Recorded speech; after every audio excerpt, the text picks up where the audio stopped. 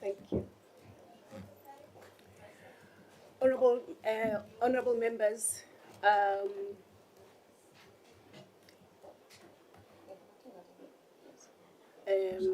Honorable Deputy Minister, Honorable, no, DG, whom we congratulate heartily for being now our DG of the department. You have our congratulations, sincere ones. Leaders, CEOs, and leaders of the department's entities and your teams, good morning. Thank you so much for, I hope that you had a good Easter weekend and you reconnected with your families, and those who go to churches and are reverends, they went to church and they spoke, the gospel of peace to the people of this great nation. You are welcome this morning, and I really appreciate the fact that by 9:25, we were all in this room. I don't take that lightly because it shows that we respect one another and we respect the work that we are doing, and most of all, we respect the people that brought us here. So we are going to start with today's agenda. And as I also welcome and thank the team that is supporting us in Parliament, without whom our processes and logistics would not be possible, I would like to hand over to Sislindi to take us through the formalities. Thanks. Thank you very much, Chair. Good morning, members, the Deputy Minister, officials from the Department and Parliament, and also any stakeholders who are in attendance. Chair, today is the 23rd of April, 2022. I'll just 2025. Your 2025. Sorry, Chair, this 2022, I had an issue about it, so Okay, no it problem. always rings in my mind. I will just take the meeting through today's agenda. Chairpersons have already welcomed us. Chair, it's safe to say, I wish to confirm the following members. You, Chair, Member Masango, as the chairperson of this committee. I have Member Mukhato, I have Member Abrams, I have Reverend Kwabaza, I have Member Marais, who are in attendance thus far. Chair, I have a few apologies.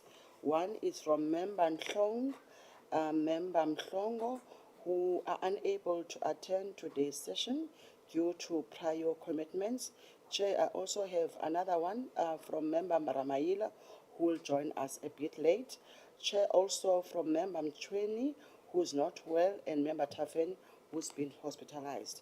Chair, also there is an apology from the Minister of this portfolio, who is in attendance of the second session of the South African Binational Commission in the Kingdom of Lesotho.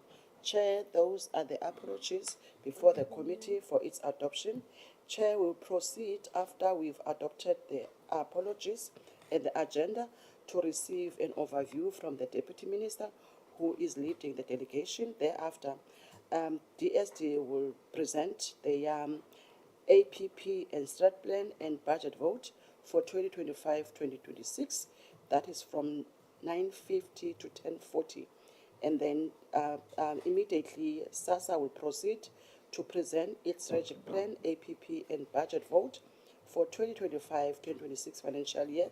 and the committee will embark on deliberations and responses from the both SASSA and DSD from 11:20 to 1 o'clock. And then from 1 o'clock, Chair, to 1:30, we'll have lunch.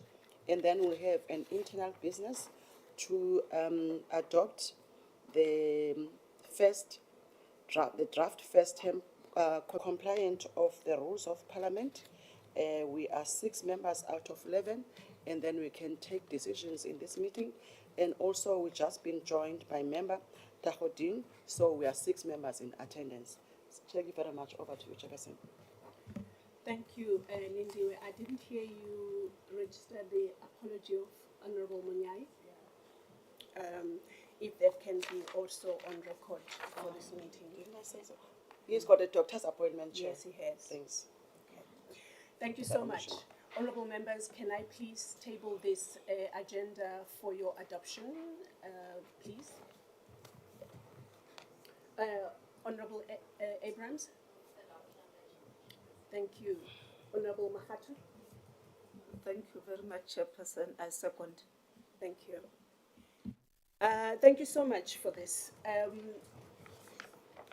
Because I'm mindful of the fact that although the Honorable Deputy Minister is about to give us the overview, the department's overview, I am also mindful of the fact that he has to leave for another engagement. So I will go straight to you, Honorable DM, to give us your overview, please. Thank you, Honorable Chairperson. Greetings to the Honorable Chairperson of the Portfolio Committee, members of the Portfolio Committee, DG of Social Development, the Acting CEO of SASSA, and also MBA, and officials of DSD and SASSA. This year, the rest of this year is going to be a phenomenal year, and we look forward to your leadership, Chairperson, and also the oversight of honorable members. As you know, the department is busy with a policy on social development, which will lead to a bill. Sorry, Chair, mic wasn't on. Yeah, I thought you spoke softly today, but... No, the mic wasn't on. So, Chair, I said that this year is going to be a phenomenal year for the Department of Social Development, and we look forward to your leadership and oversight and guidance of members of this Portfolio Committee, as we have a deadline of October to present to the Cabinet a policy on social development. This policy, we hope, with your support, will lead to a bill and will lead to an act of parliament. So 30 years in our democracy, South Africa will have an act of parliament for social development. That is very urgent, Honourable Chair, because there have also been calls from the disability sector for their own act of parliament to give them the power that they need. And also from the Central Drug Authority, I was with them yesterday and they're busy today to look at the next 5-year drug master plan. And although I didn't attend the whole day, there were calls that South Africa also needs an act of parliament to address this important matter, which is becoming a threat to state security. So we're looking forward to what I call a legislative year.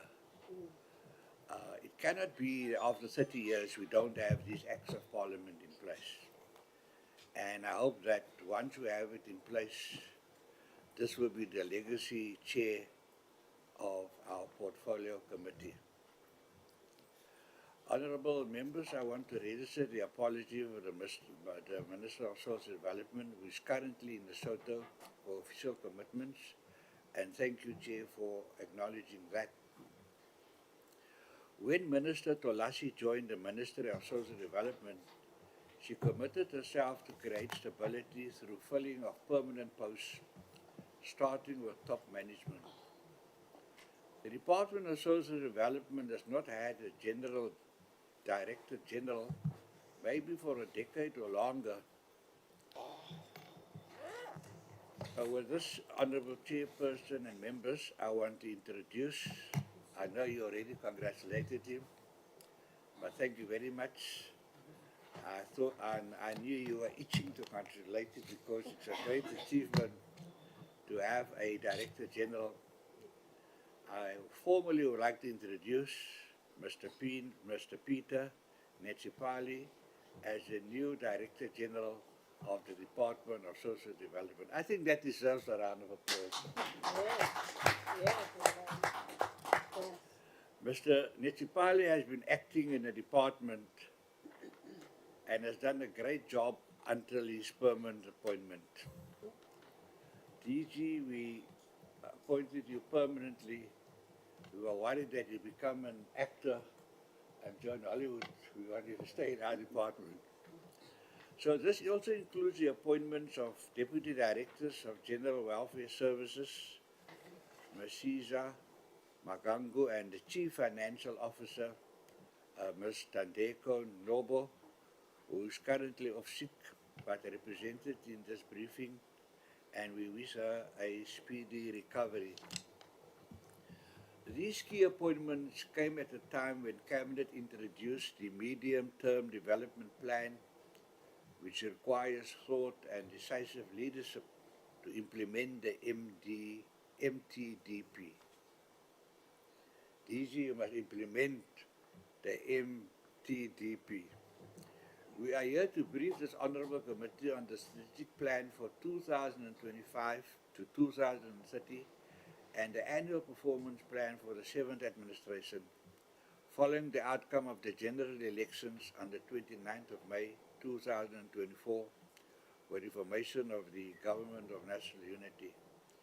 As part of the 7th administration of the GNU, the President has announced 3 strategic priorities of the Medium-Term Development Plan as part of the last contribution towards the NDP Vision 2030, which become most crucial for us to consolidate for the next 5 years. Chair, we must not forget that one of the commitments in that NDP Vision 2030 is to eradicate food poverty by 2030. That to me as a layman and not as a DM, I must still wait for advice from a DG. That means in 2030, those who don't earn or work will get a guaranteed 760 Rand, but I believe 1,000 Rand in their pocket every month. Let's imagine a country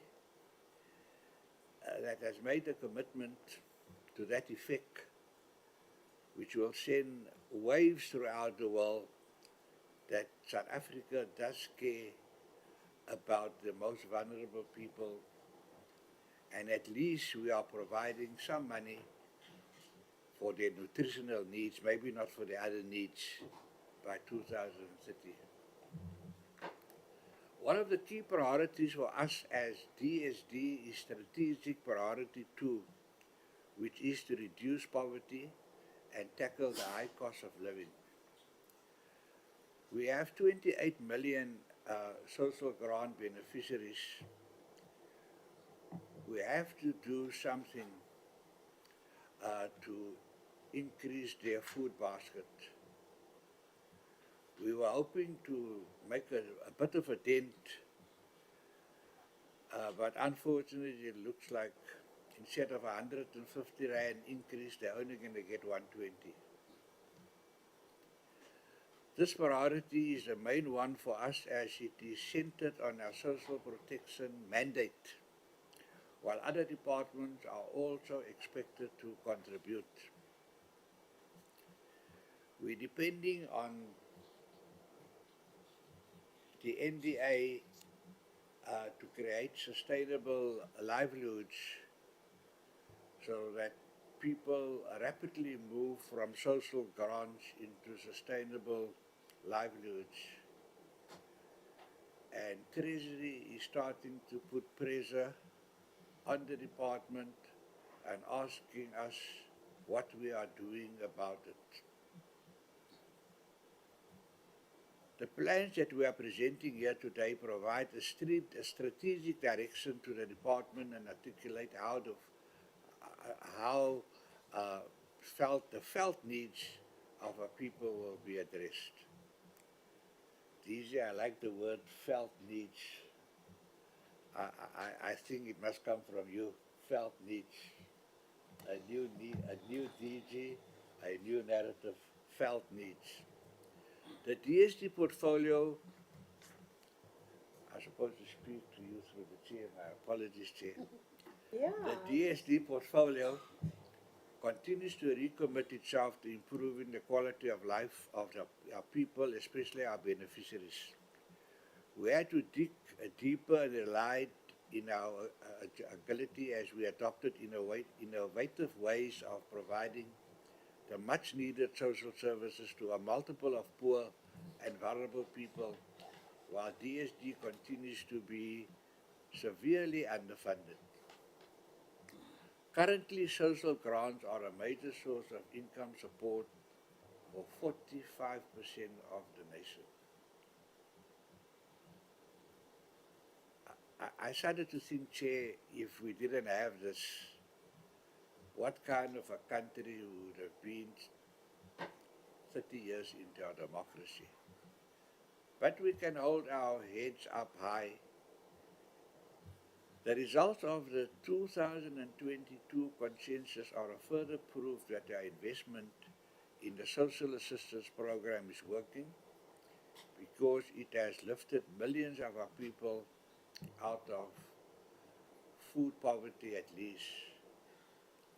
The demand for social services continues to rise amidst the growing burden of social ills such as unemployment, widening inequality gap, crime, teenage pregnancy. The Minister of Health prefers the term child pregnancy. Although teenage pregnancy is a concern, he feels that there must be more emphasis on child pregnancy. Also, substance use disorders and gender-based violence. The employment of social service professionals is emerging as a pressing issue across South Africa. In conclusion, Honourable Chair, thank you for your indulgence. Both the strategic plan and APP reflect the commitments of the NDP Vision 2030, the GNU Statement of Intent, the MDDP priorities, and DSD specific priorities, so to improve quality of life for the poor and vulnerable. Honourable Chairperson and members, with these few words, let me hand over to the Director General, Mr. Peter Netsupale. Thank you very much. Thank you, Honourable Deputy Minister, for that overview. I just feel that before you hand over to the DG, I need to say, on behalf of the Portfolio Committee, we welcome the appointment of the Director General and the other appointments that you also referred to in your overview. And also just to say that to us, that is the Minister making good on her undertaking that she was going to be filling the key posts within the department and its entities. I know that we still have the SASSA being led by an acting CEO, the NDA being led by an acting CEO. But with this announcement that we made today, we are hopeful and confident, in fact, that you and the minister and yourself are going to make sure that you do the same for the entities as you have done, as you are continuing to do, I would like to believe, with the department, because this portfolio committee has for some time been, calling for the appointment of key positions, or all positions, in fact, funded positions within the department. I am waiting for the presentation so that one can also hear about how far this process is. For example, having directors of the various programs that are very, very key, of notably the older persons program, and so on and so forth. But thank you so much for that. And also, I think I need to mention that I totally agree with you when you say that the social security that the department is providing for the people of this country, so many of them for that matter, is taking care of the food poverty. But there are many poverties that people of this country are experiencing, notable of which is the dignity poverty.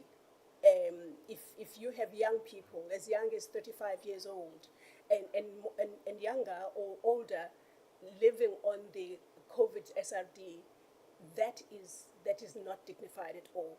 And so it is encouraging for us to hear that you are saying that work is being done, and Treasury is knocking on your doors to hear what you're doing about the situation that we find ourselves in. So thank you for those words. I think that they are encouraging, and we are looking forward to the presentations that we are about to listen to. So at any time at all, when your next appointment is due, you will not need to get anyone's permission. You can just sneak out, and we will understand that. And I want to welcome the Honorable Tagudin, who's joined us after we started. You are welcome, Honorable Member. Thank you for coming through. And then I want to, before the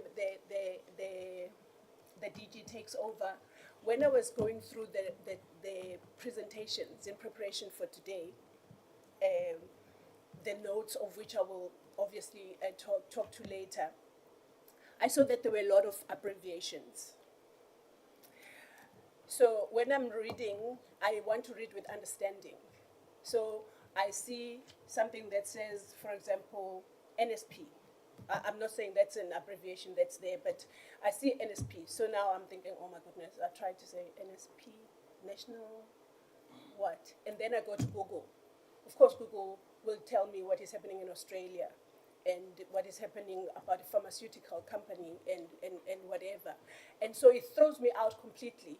And I have allocated my time, a certain amount of time, to just do nothing else but concentrate on this presentation to prepare myself. So with that long explanation, I'm just trying to say, please can we use the full words of the name when we're mentioning it? They call it the first mention, whatever, where you write the whole thing. In brackets, you put the abbreviation, and then for the rest of the presentation, you can abbreviate us all you like. But it is so time-consuming to go through a presentation. All you do is looking for abbreviations.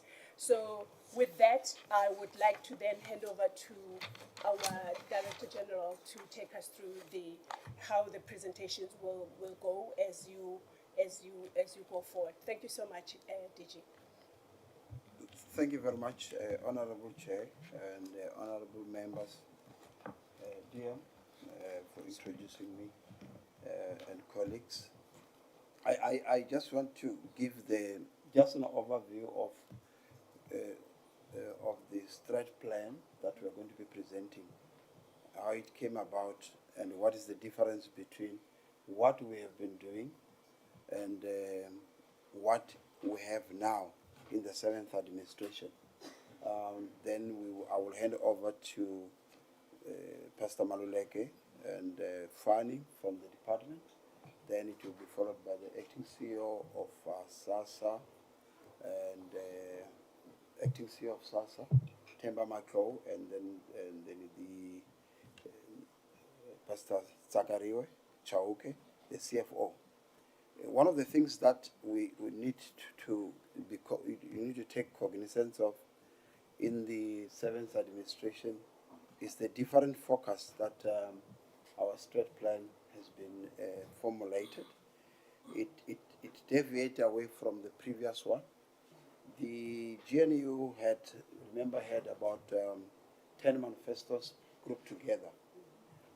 Out of the 10 manifestos, there were 3 priorities that are overarching. I think the DM mentioned one. First one was the issue of the economic growth and job creation. The second one was to reduce poverty and tackle high cost of living. And the third one was to build capable, ethical and developmental state. All the departments were requested to tackle those, and much emphasis was put on 30 years down the line, there's still a lot of poverty that we are experiencing. Economics is not growing, we are not creating jobs.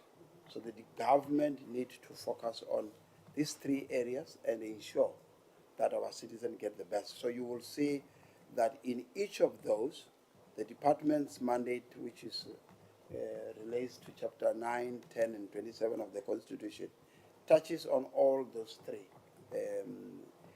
in terms of what it provides. You will also realize that the MTDP took long to be finalized due to some areas that are there. We also note that the MTDP approach is about service delivery. One of the things that happened is that they didn't want us to do policies. They say policies, sometimes it takes long to be approved, and then the whole of the medium-term strategic plan will be riddled with issues of policies rather than what are we going to do to change the conditions of our citizens. Therefore, in the MTDP document is mostly on what is that we are going to do, which relates to the 3 priorities. Our main priorities, priority number 2, which is reduce poverty and tackle the high cost of living, which focuses on, even in the document and the strategy, you will see it focuses on our poverty elevation through social assistance, what SASSA does, and it also includes the NDA within the MDTP document.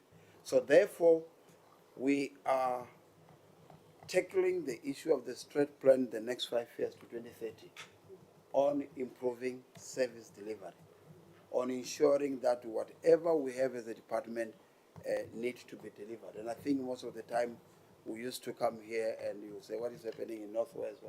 We are now called to make sure that we monitor services through in the provinces, which means the department need to step up its own approach to strengthen the monitoring of services and report here in terms of what is happening, in terms of the baselines that we have set, creation of the baseline for the department, and make sure that whatever we come here, we will be telling you what is happening in different provinces, in all the areas that we have. So that is the approach that you will see. If you look at the strat plan that will be presented, it will focus on, there are a lot of numbers there in terms of what is going to happen on substance abuse, what's going to happen on shelters, what is going to happen on gender-based violence, what is going to happen in children, and on even including SASSA in terms of what are going to happen. So the drift on our strat plan is focusing on what we do to the citizens and how we need to measure those impacts that we are going to make to the citizens that we have.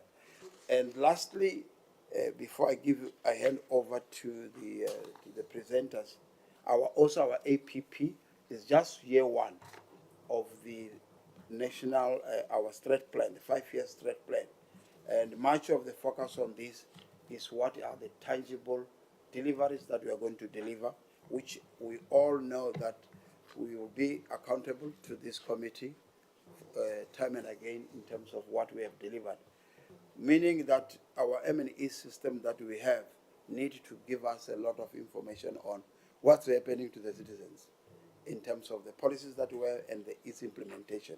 Meaning, as a department, as a new person coming in, we need to strengthen our own collaboration with provinces and the monitoring of services proper. Thank you very much. I will now hand over to Ndata Maluleke to take us through the strategic plan for DSD and also the APP. Thank you very much. Over to you, man. Thank you very much, Director General. Thank you.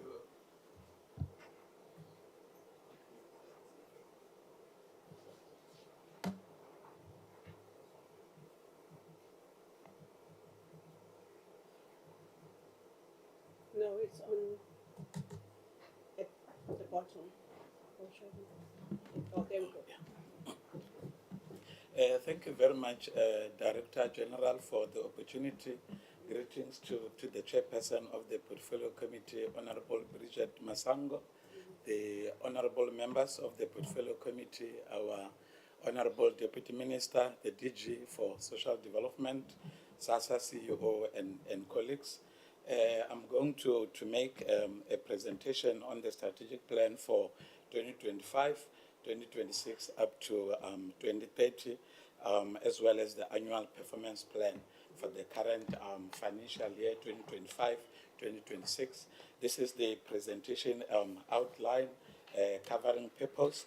I will also give a contextual background and also speak to policy and legislative mandate, because as the Department of Social Development we take a cue from the Constitution and also various pieces of legislation that we are implementing, and also strength, opportunity, aspiration, and result analysis. This is one of the strategic planning tools that we use for planning the DSD mandate value chain, the journey of the planning cycle. This has been a journey. And also the DSD strategic posture. This is actually the strategic overview of who we are as the National Department of Social Development. Alignment of different plans. We heard about the NDP Vision 2030, the MTDP. So the strategic plan and the APP that I'm going to present take a cue from this. And also the MTDP commitments for Department of Social Development together with SASSA and the NDA and also the provinces, the strategic plan itself, and also the strategic risk register. We also identified the risk at a strategic level so that we are able to achieve the outcomes that we have set for ourselves, the APP itself, and lastly, the financial allocation on the APP. This is the contextual background. As the Department of Social Development, we have a mandate which is derived from the broader social protection as expressed in Section 9, 10, and 27 of the Constitution. And in this, Honorable Chairperson, we also implement specific legislation that take a cue from our Constitution. And we also contribute to the National Development Plan, specifically Chapter 11 of the NDP. The social protection reduces vulnerability, alleviates and ultimately prevents poverty, and empowers individuals, families, and communities through a range of social development services that we provide as the department. It is important to remind the honorable members that we are a national department with concurrent functions to the provinces with very limited services that we provide directly on the ground, except for registration of NPOs, the maintenance of child protection register. We are also a national department. We are a parent department to the entities that are accountable to Parliament through the Minister of Social Development. So we have a responsibility to provide oversight functions to SASSA and the NDA and other statutory bodies. So the strategic plan and the APP that we are presenting here has been guided by the framework for strategic plan and APPs. It provides direction to national and provincial government institutions on short and medium-term planning. So it's within the framework for strategic plans and APPs as issued by DPME. It is important to mention that both the strategic plan and the APP are the product of strategic planning workshops. We had strategizing workshops, and the Minister of Social Development, together with the Deputy Minister, they led social development in Khotla, which was well attended. We had our 9 provinces and some of the sister departments, the academics, as well as the non-state sector in that Khotla, and also extensive consultations within the departments. As required by the framework for strategic plan and APPs, we submitted the draft strategic plan and the draft APP to DPME for analysis, so that they could be able to look at the technical robustness on the strategic plan and the APP. We also received feedback from the National Treasury and also DPSA for the first time, and also Department of Science and Technology. So they provided feedback on this strategic plan and the APP. Based on the recommendations that were provided, we were able to revise the strategic plan and the APP accordingly.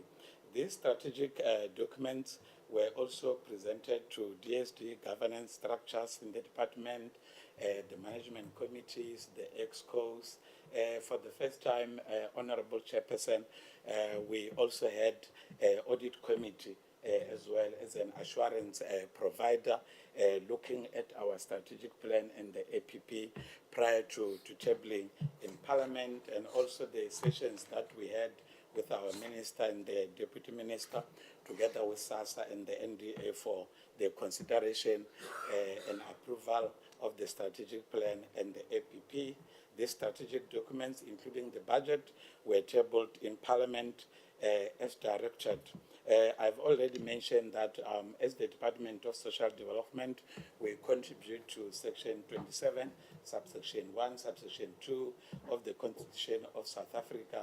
It says everyone has the right to have access to health care services, including reproductive health care, sufficient food and water, My social... apology, my sincere apology. We seem to have lost the... Oh, there we go. Let's come back. Please go ahead.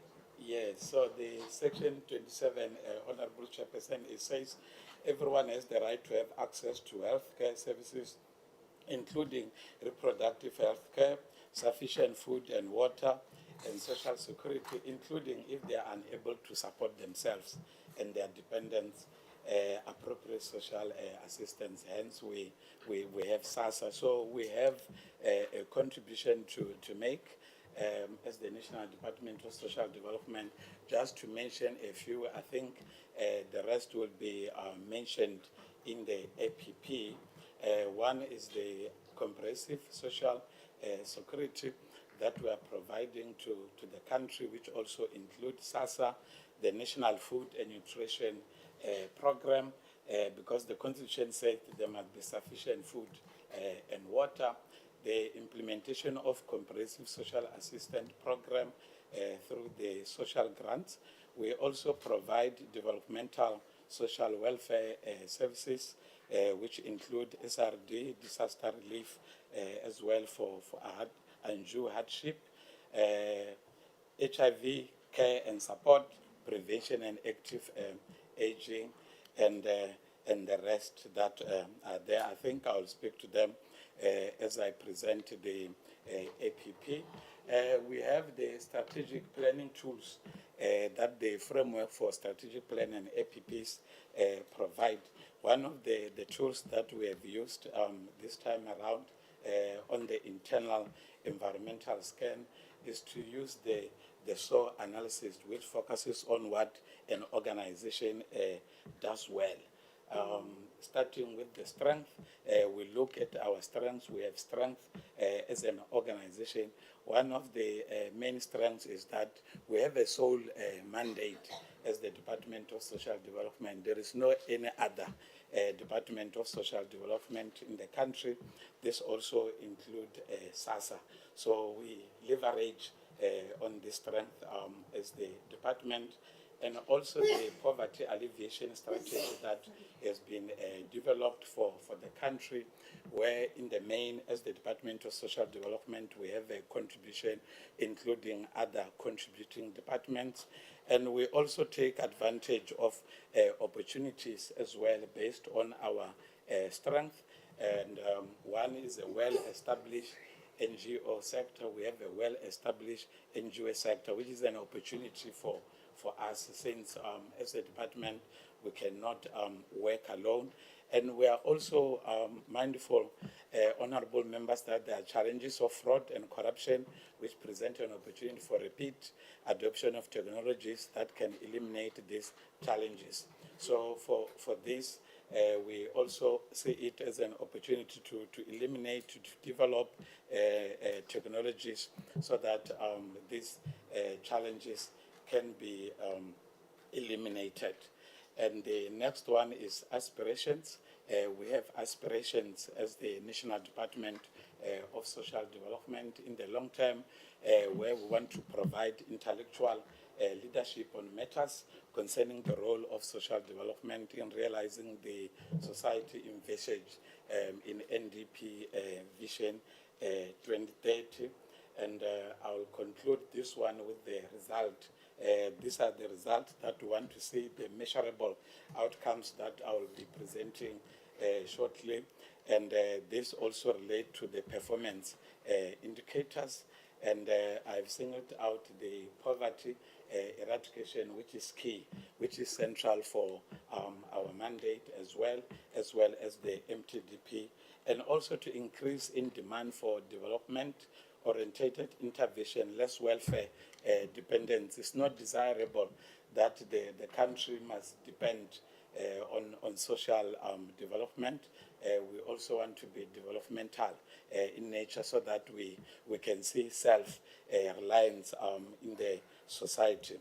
So I'm moving to DSD mandate, value chain. This is important so that the members can appreciate how we are wired. So firstly, it's just to say we are a policy formulating department, and we also spend more time developing policies and legislations as well.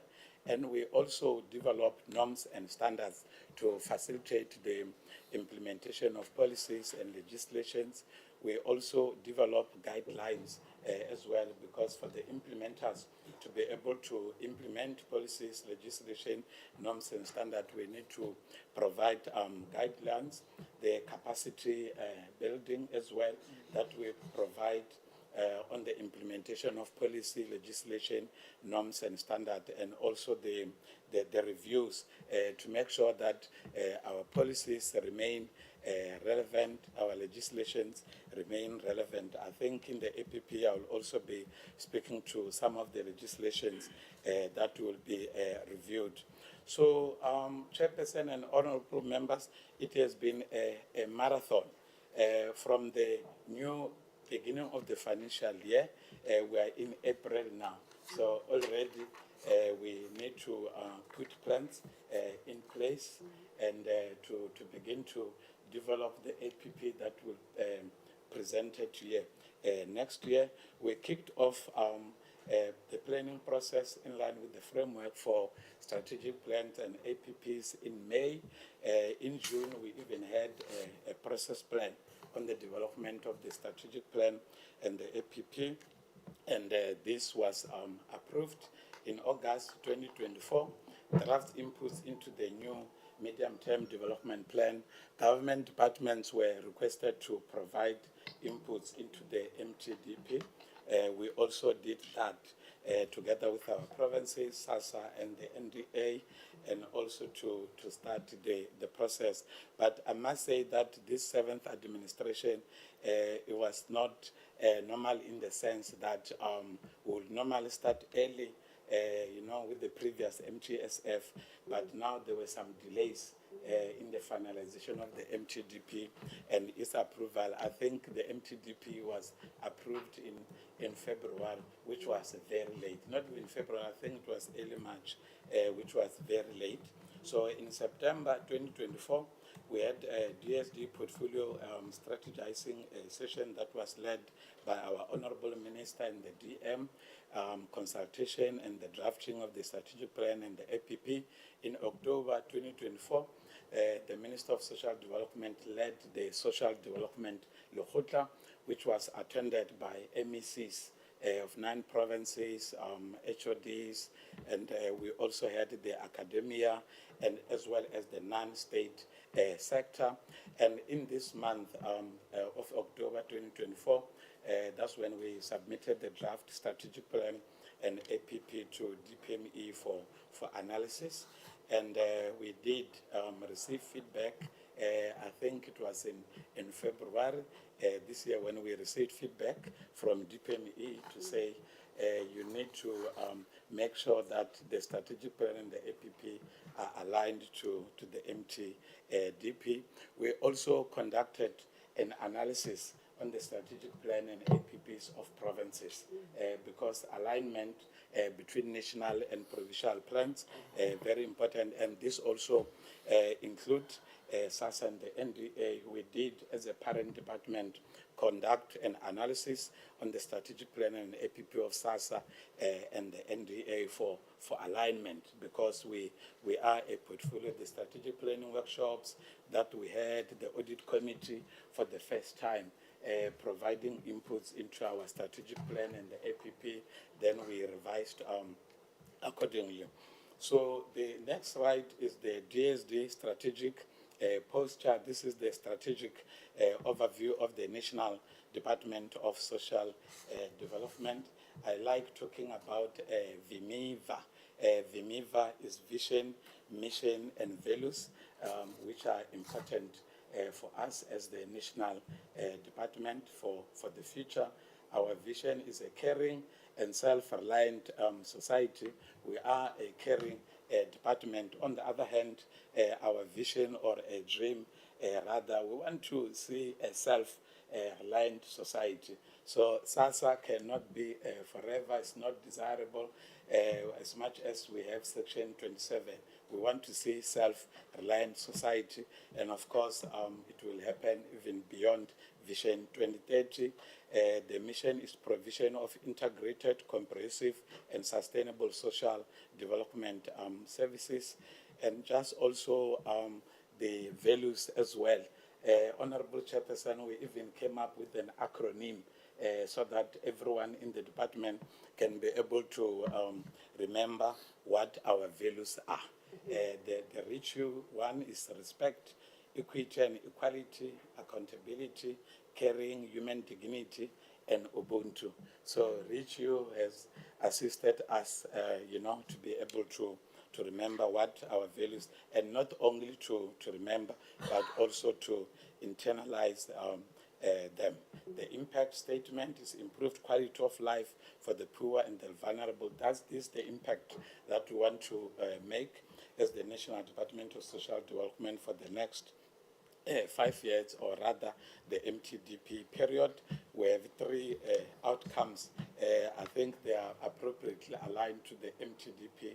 We didn't want to come with so many outcomes. I think in the spirit also of the strategic priorities of the MTDP. One is reduce levels of poverty and vulnerability to social ills. The second one is empowered, resilient individuals, families, and sustainable communities. The last one, which is functional, efficient, and integrated sector. The last one, operationalize the first 2 outcomes.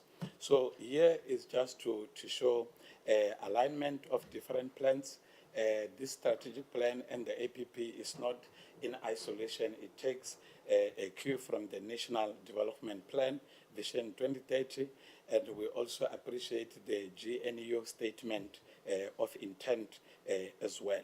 So based on the NDP and the GNU statement of intent, the 7th administration was able to come up with the medium-term development plan. You will remember that we used to have the medium-term strategic framework. So this time we have the keyword development. This is actually to align with the national development plan, because this plan must be development in nature. They also benchmark with other countries. This is how it is.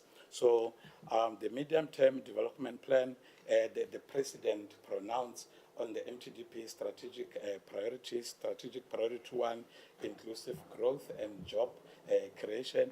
We have a contribution to make, even if it could be minimal.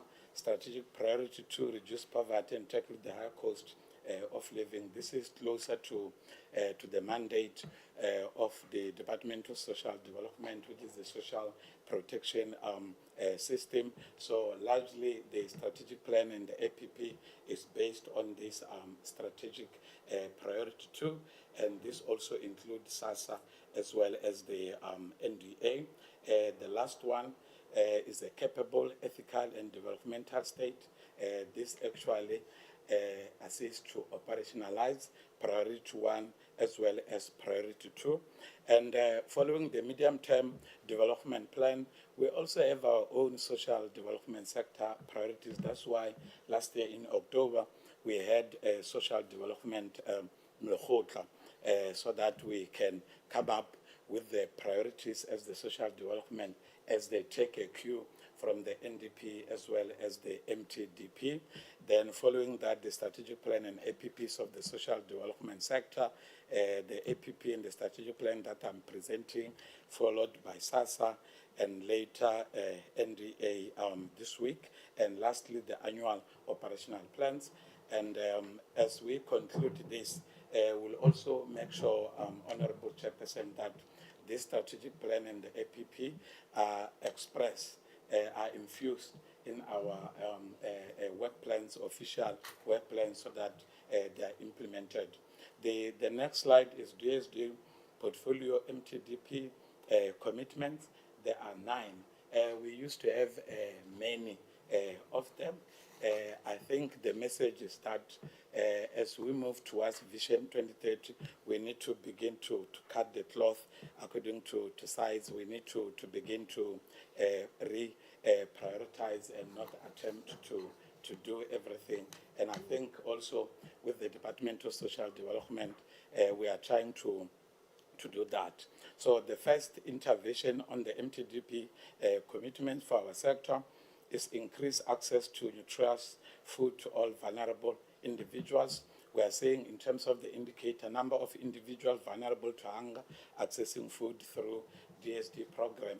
We have a midterm targets, just to say in 2.5 years of the MTDP, we set ourselves 1.5 million targets, and at the end of the term, which is Vision 2030, we have targeted 2.9 million. So the lead institution, our provinces, will be doing this for us. As a national department, we have a responsibility to provide oversight to ensure that these numbers are achieved. The next intervention is optimize social protection within available fiscal resources and protect the value of social grants for children, the adult, persons with disabilities, and the unemployed. We have indicators there, number of beneficiaries in receipt of older persons grants. We have a target of 5 million there, beneficiaries in receipt of older persons grants. This is for the midterm target, and the end-term target is 5.4 million beneficiaries in receipt of older persons grants. This is the work that will be done by SASSA. It will be expressed even in their strategic plan and the APP. The next one is on the child support grant. grants. We have targeted in the midterm 13.9 million beneficiaries in receipt of child support grants.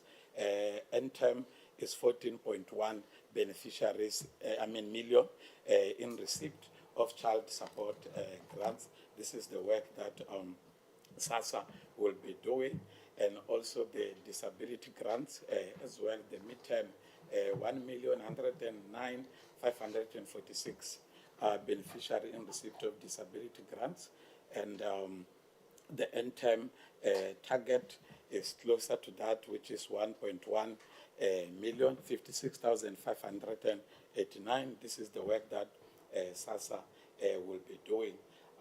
Honorable members, we are continuing to implement the National Drug Master Plan to ensure South Africa free of substance abuse. We have targets to deal with this. We know about the scourge. The midterm target is 135,715 service users who access substance abuse disorder treatment services. The end term on this is 272,810 service users who access substance use disorder treatment services. We also have victims of GBV accessing psychosocial services. In the midterm, we have targeted 224,549 victims of gender-based violence accessing psychosocial services. For the end term, we have targeted 449,408. We also have the intervention as part of the MTDP commitment, link social assistance with other forms of support to lift people out of poverty, so that our people don't only depend on social grant alone, and also the poverty alleviation strategy that we'll be implementing for the MTDP period. We are saying in terms of midterm target that 1.4 million households accessing sustainable livelihoods initiatives, and term target it will be 2.9 million accessing sustainable livelihoods initiatives. This is the work that our 9 provinces will be doing for us. Ours is just to provide that leadership to make sure that these numbers are achieved, and also number of cooperatives linked to economic opportunities. We have targeted in the midterm 757 cooperatives for that, and at the end of the term we are expecting 918 cooperatives linked to economic opportunities. So the next slide, Honorable Chair and Honorable Members, these are the SONA commitments. The President pronounced some actions on SONA. So for different government departments, the expectation is that every government department must make sure that what the President pronounced is part of the annual performance plan, and will be assessed, will be accounting to the President quarterly. I think it will start somewhere end of May or early June. So the key result areas to support the poor and unemployed groups of the society. This is what the President said. He said, build an integrated system of support to the poor and unemployed. So we are saying that as the National Department of Social Development, and we will implement the National Integrated Social Protection Information System. We need to implement this. We have targeted to implement NESPIS phase 2. We want to ensure that the systems within the social protection system, we have UIF, we have Compensation Fund, Human Settlement, Department of Higher Education for NEFSAS and so on. So we want to make sure that all these systems, including Home Affairs, they must talk. If somebody goes to SASSA to apply for a social grant, this system should be able to show us that these are some of the services the person is receiving, UIF and others and so on. So the NESPIS is key for us. And the next action that the President pronounced, strengthen existing program from job search support to public employment so as to receive support from a one-stop service center.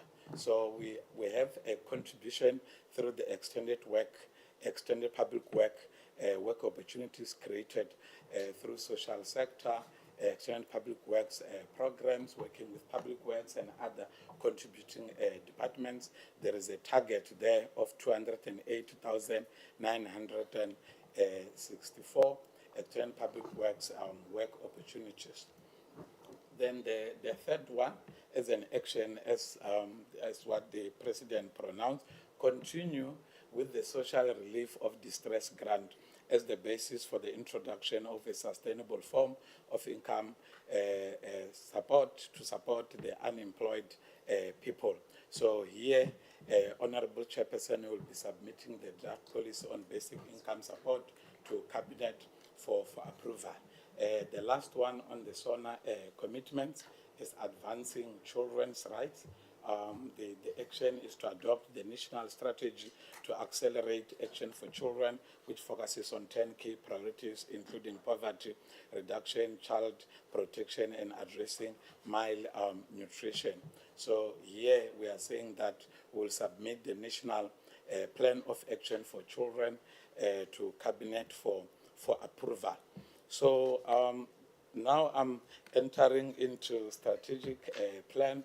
So just to take you through some of the strategic focus areas of the strategic plan for 2025-2030, we are saying we want to create a capable, ethical, and fit for people's DSD portfolio, not just for ourselves as the national department, but also SASSA and the NDA. And this is also aligned to MTDP priority number 3. The second one is the basic income support to the 18 to 59-year-olds. I've already spoken to this one as one of our priorities. The gender-based violence and femicide, I've spoken about it. And the other critical strategic focus, Honorable Chairperson, is employment of social service professionals to address social behavior change challenges and healthcare pricing social issues. This has been a challenge. A strategy has been developed with stakeholders. We just need to canvass it and work with stakeholders that it can be implemented, and especially in terms of the resource envelope, because we are not the only department that make use of social service professionals or the social workers, and we also need to work with other government departments. So this is our focus area in this MTDP period. The alcohol and substance abuse, I've mentioned it earlier. The disaster management, we experienced some disasters. I think at that time we were not ready. So DSD is working on improving its disaster management responsive systems. The area of youth and gender empowerment is important, and we know that we have challenges with youth, especially the unemployment is affecting them so severely. So we have a contribution to make as the department. Care and protection of children, the elderly, and persons with disabilities is important. The social compacting. So here, Honorable Chair, we acknowledge that we cannot do this alone. We also need to strengthen partnerships with social partners, the NGOs sector, to augment the shrinking resources and to maximize impact. This is what is contained in the strategic plan. I'll be quick here. I've already spoken to extended public works opportunities, and the outcome, empowered resilient individuals, families, and sustainable communities. This is what we are going to do. I've already mentioned it. And the other measuring outcome is to have percentage of vulnerable individuals accessing core packages of developmental social welfare services. In this, we have targeted 100% for the next 5 years, or until the NDP Vision 2030. And in our APP, or rather the annual operational plan, will also conduct evaluation studies and so on. So just to make sure that this target is realistic and is achieved by the end of this current MTDP. Percentage of vulnerable communities accessing sustainable community development interventions, provide access as a 5-year target, provide access to sustainable community development intervention to 70% poor communities. Then the next outcome is functional, efficient and integrated sector. We want to make sure that the other outcomes are being achieved. This is important. It's a support in nature. So here in the 5-year strategic plan, we want to obtain a clean audit outcome. It's important. It's what is expected of us. It's what the entire government is expected. When the PFMA came in 1999, the expectation was that government departments' financial statement will be consolidated and audited so that we can all, as government, receive unqualified audit outcomes. So it's still a dream. The next piece, I've already spoken about it. We want to ensure that it's fully functional in terms of its implementation. So the next outcome is access, is reduced levels of poverty and vulnerability to social ills. Outcome indicator access to social security extended. In terms of the 5-year target, the social assistance regulations will be approved. The basic income support policy will be submitted to Cabinet in the current financial year. We'll also amend the Social Assistance Act and the regulations as well. And we also have a target which is new. It's about digitalization. We even received feedback, Honorable Chair, from DPSA. Actually, they expect each government department to have a digitalization strategy. So in our strategic plan, we have a target to say by 2030 we should have digitalized the DSD services. So what I'm presenting now are the strategic risks. We identified some risks, those things that may prevent us from achieving our outcomes. We're able to do that. The first one, as a result of independent nature of the work of the department, there is a chance that DSD will not receive the necessary cooperation from other departments. So we are saying in terms of the action, we need to develop additional protocol agreements with other government departments and also implement the intergovernmental relation mechanism.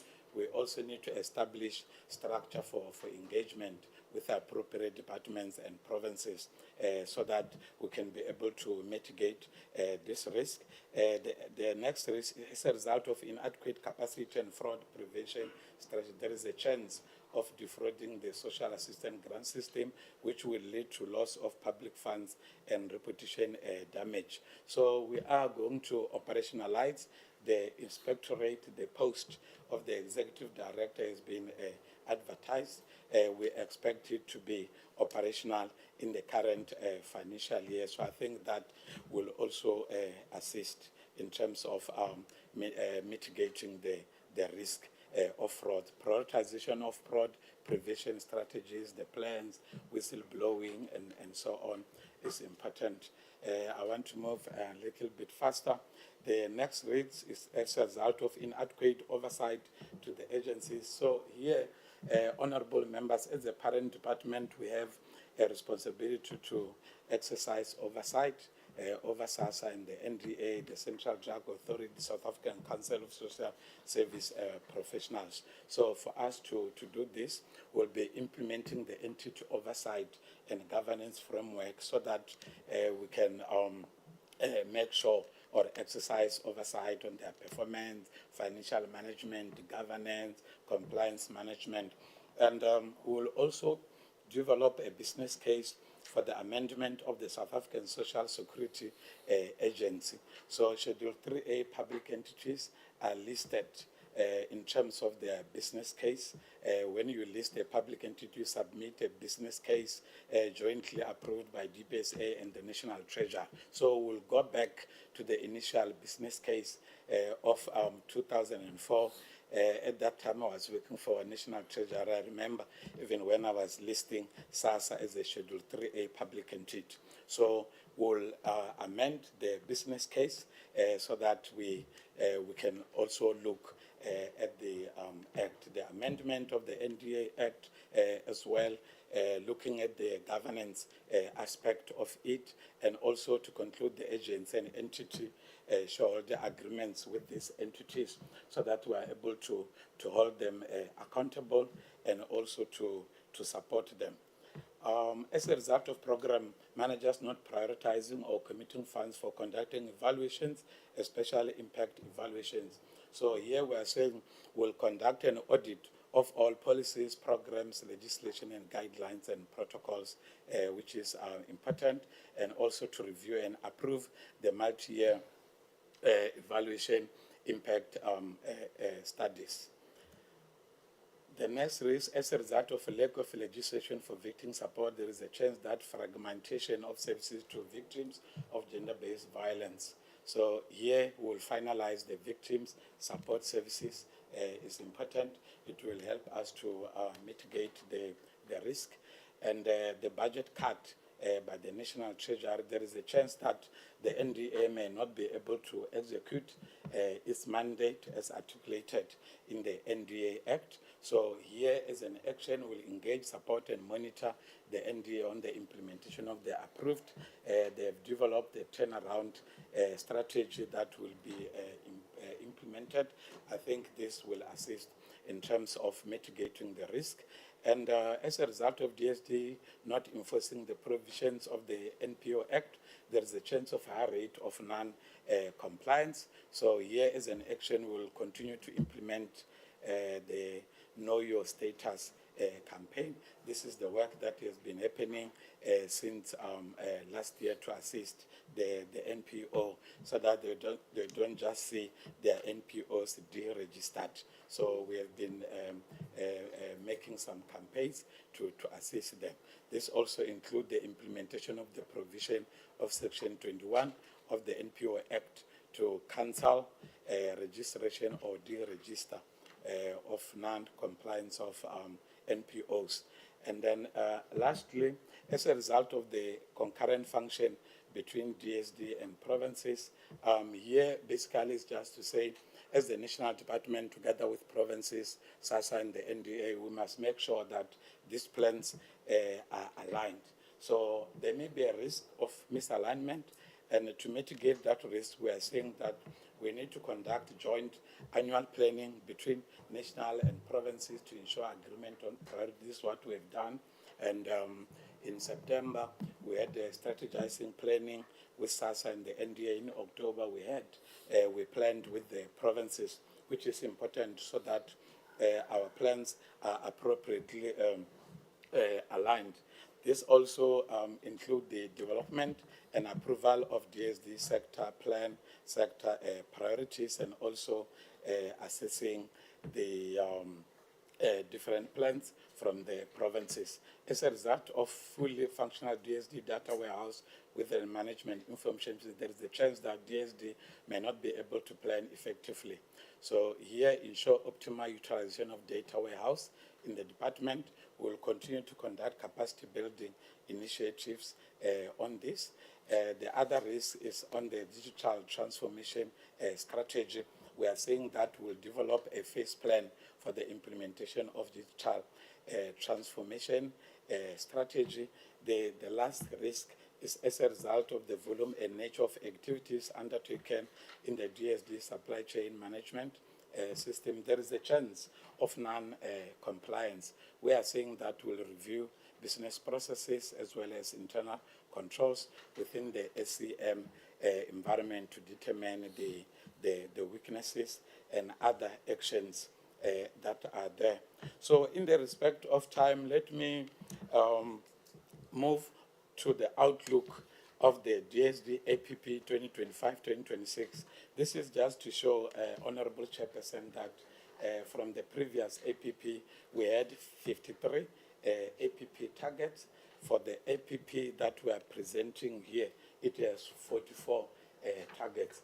This is about reprioritization, looking at the resources, looking at the capacity that we have, looking at the MTDP priorities as has been pronounced. So what is May I important? just, sorry, just as you start with the APP, may I just say that we will have to, your time was until 10:40, but Okay. we would like the benefit of the APP as well. If you can just give yourself up to 11 o'clock. Up to 11 o'clock. Yes, Okay. because we've already taken time from SASSA, and I Yeah. don't want to even look at the direction of SASSA at this point. Yeah, okay. No, it's fine. No, thanks for being gracious this time. 15 minutes, I'll be done.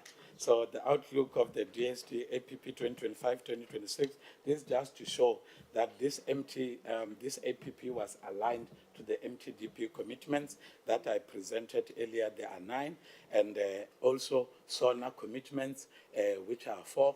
We're also aligned with the BRRR. It's important that we always make sure that the recommendations, the BRRR, become part of the future planning. Classification of targets, this is just to say that 38% of our APP is about policy development and research, 47% is about compliance. This is what is in the APP. 11% is about capacity building, 4% is on the system. So here, APP targets per program. Program 1, honorable members, implement the entity governance and oversight framework. I have spoken to it, the NSPs, digitalization, obtaining of unqualified audit opinion on the annual financial statements. So I think what is new is 40% of procurement spent on women-owned businesses. In Program 2, the transfer of 100% of social assistance grant funds to SASSA. Program 3, submit the draft policy on basic income support to Cabinet. We'll also conduct oversight visit at 9 SASSA provincial offices. We'll conduct capacity building workshop on social security rights in 9 provinces. We will also adjudicate 9% of appeals within 90 days of receipt, conduct 200 appeals awareness sessions at SASSA local offices, produce an audit report on social assistance grants, and will also do training. Program 4, which is the largest, 1, conduct 20 capacity building sessions on the Children's Act, capacitate 12 districts on teenage parent program, capacitate provinces on white paper on families, monitor the implementation of the social behavior change programs in 8 provinces, monitor the implementation of the guideline for social service practitioners, capacitate 9 districts.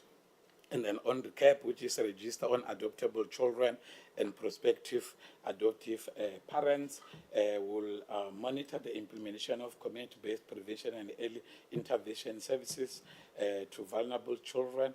We call it RESIA. This will happen in 9 provinces, conduct educational awareness sessions on the prevention of social abuse of children in 9 provinces, conduct national awareness campaigns against adult abuse. The 10th one is to monitor the implementation of regulations on requirements and conditions for registration to practice social service professions, present the draft supervision policy for social service professionals to HSDS for approval, monitor implementation of the integrated social. Will also capacitate 14 districts on the implementation of UPC series for practitioners, and also monitor the implementation of the National Strategic Plan on Psychosocial Services, and also the work on the GBV. 8% of calls received through GBV Command Center responded for interventions. We'll also submit the National Plan of Action for Children as part of the SONA commitment, submit the costing report for the respite care services to children with disabilities. This is the work that JICA is assisting us. The DM earlier mentioned that we are developing a policy. This is a policy on social development services to persons with disabilities. It will be submitted for approval. Program 1, which is the last one, develop the implementation plan for the UN Declaration on Social Development and Program of Action, and the work on external public works, program work opportunities. We will also submit the progress review report on the implementation of the population policy for approval, submit government sexual and reproductive justice strategy to Cabinet, monitor the implementation of the framework on the population policy, and also the work on the DDM. We are going to develop our own framework to respond to the broader DDM framework, implementation of DSD youth development priorities, the work that we do on the NPO as well in terms of registration, 100% qualifying application within 2 months, and also to process 80% of reports within 2 months, and also to develop a report on the implementation of national food and nutrition security plan, and lastly, to produce a draft white paper on policy. So I've given the summary. I'm not going to take you through this. We just put this so that honorable members, you can also be able to see that we are not only presenting for 2025, 2026, we are also presenting the outer years, because the APP has 3 years, as you can see throughout. I'm not going to present this so that I can allow the CFO to conclude. I think CFO, you can take it from here. Thank you very much. It has been a marathon. Thank you, Honourable Chair, honourable members. Not CFO. I'm just standing in for the CFO. I'm acting for the week, yes. So, Chair, Honourable Chair, the allocations for the department, there was not nasty surprises, luckily, for the MTF period, as we had in the previous years, where there were budget cuts, but we were also not favourable in terms of the operations of the budget. So this slide merely just illustrates the allocations that we received from history up until going forward. The base year 25-26, the 294, obviously then includes the allocation for the SRD. That's why there's a drop in the 26-27 financial year, because of the SRD is only being for one financial year. This is the standard format that we received from the National Treasury as part of the allocation letter. This was done in January. So there's an explanation on the next slide, which I want just to explain. There's obviously budget increases and budget reductions. Let me go to the next slide, which merely indicates what was the amounts that was reduced in terms of the budget allocations for the 25-26. So we all know that the cost of living increases for public servants is this year's 5.5%, plus the additional 1.5% that we will receive for the notch increments. The National Treasury didn't grant us any funding for that increase, so we had to take money from our operational budget, from the goods and services. So the budget reduction that you see on the first bullet there is the 8 million, 15 million and 22 million. That comes straight from our goods and services, that we had to reduce our goods and services to cater for this 5.5%. In the past, 3 years ago, National Treasury would grant us this amount, but any increases now has to come from our baseline, and the only place we could take it from was from the goods and services. Then, as part of our MTF that we started in July last year, we want to establish the inspectorate. Now, there was not, as we know, the inspectorate in terms of the personnel is not funded, so we started the process with the National Treasury to get funding. The only way that we could get funding was from that specific sub-program in SASSA, the Fraud and Investigations Unit. Now, After many attempts, Treasury granted us to shift money from that specific sub-program to the department. It's merely a 2 million, 5 million, and 5 million, which will only cater for the first year of the CEO of the inspectorate. Other 5 of the other 2 financial years is to cater for some personnel and operations. So that is a shift from SASSA administration to the department. And then there was also a budget reduction in terms of the social grants. Now it's 120, 125 and 131 million that as part of the DSD's communication to Cabinet, wherein 2 proposed policy matters were discussed, namely the support, maternal support grant and basic income support. So these were some of the budget reductions, and in the past there were some savings on the grants on an annual basis. That Treasury felt no, we need to reduce the budget allocation for social grants. Then the budget increases, that's just in terms of COE as I explained. It goes straight to our COE in terms of this. The other area that we got additional funding, sorry Chair, in the previous slide is for the SRD. You will only see the SRD in the first financial year, which is this financial year of 34.8 billion rand. That we got additional for the continuation of the SRD 370 now, up until March 2026. Then they've also given funding for the SASSA administration to administer the SRD grant. That's the 300 million. It's also for 1 financial year in terms of this. The other thing that National Treasury instituted is not too sure whether they're trying to micromanage us, but they've given conditions now to SASSA, the big money that goes to SASSA for the SASSA administration on slide 69. So the first one is SASSA must introduce bank income state or income checks on applicants and the recipients on the child support, the old age disability care dependency from March 2025. So these reviews of recipients with income above the means test threshold. Then they also really want SASSA to continue with a big database cross-checks on social grants with Home Affairs, Correctional Services, Parcel, UIF, GPF. This is all an effort, I think, that they want to ensure that we limit fraud in terms of the SASSA social grants. They also want SASSA to enter into an agreement with SARS to do income checks.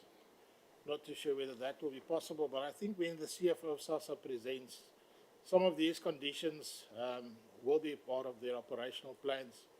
So these conditions have been met or have been set by the allocation letter. We've engaged with SASSA during December, January and February. We've engaged with the National Treasury and we've put them at ease at this stage. And they will monitor us with SASSA to ensure that these conditions are met as part of their conditions in the letter.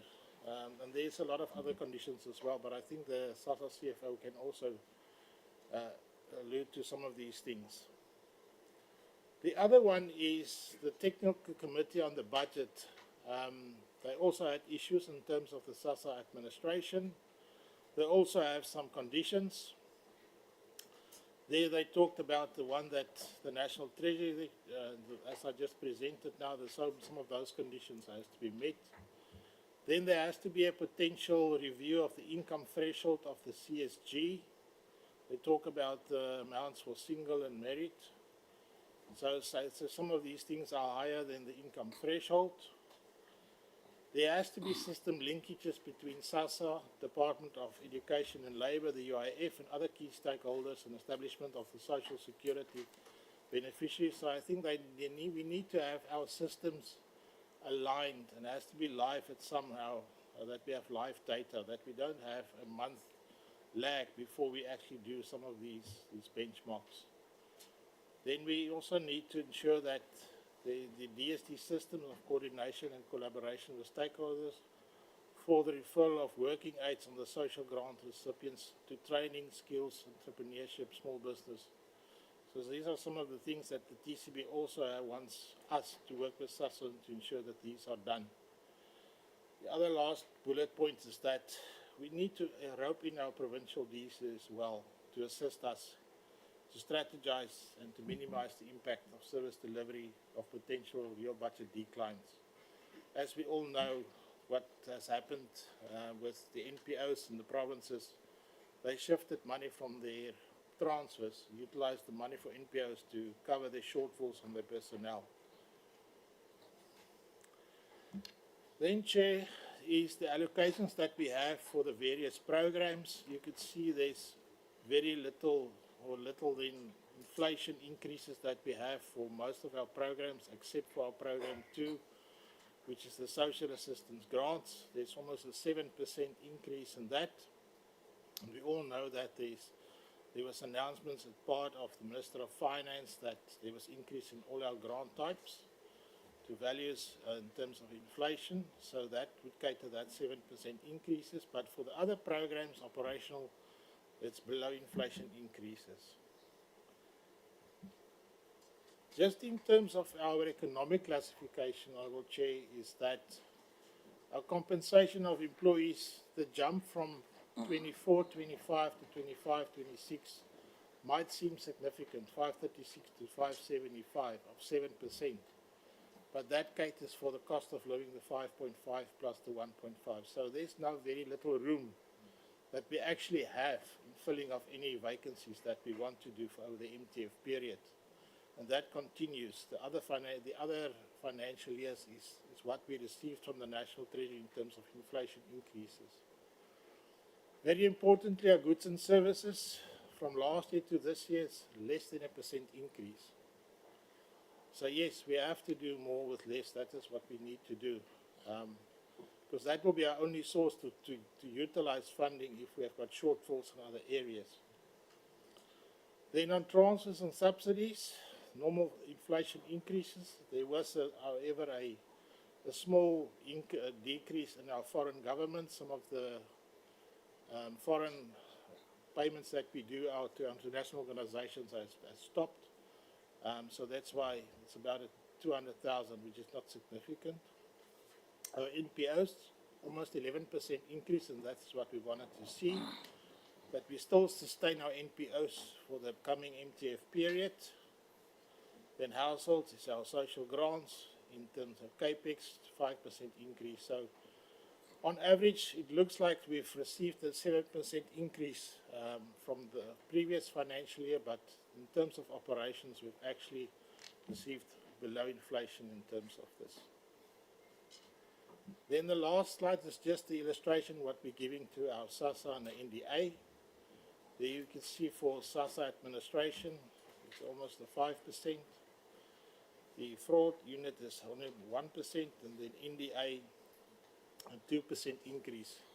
So, Chair, there was not budget cuts that we had to deal with in this MTF period, which we are very fortunate and thankful for National Treasury, but also there was not significant increases that we really could say we're going to do much more in terms of the MTF period. So we'll still have to go back to the drawing board and cut our cake in terms of what we need to do in terms of our APP.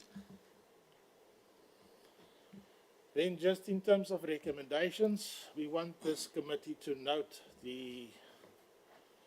or consider our strategic plan that Pastor Ken has just presented, our APP, but also the budget that we have for the next 3 financial years for the department. Thank you very much, Chair.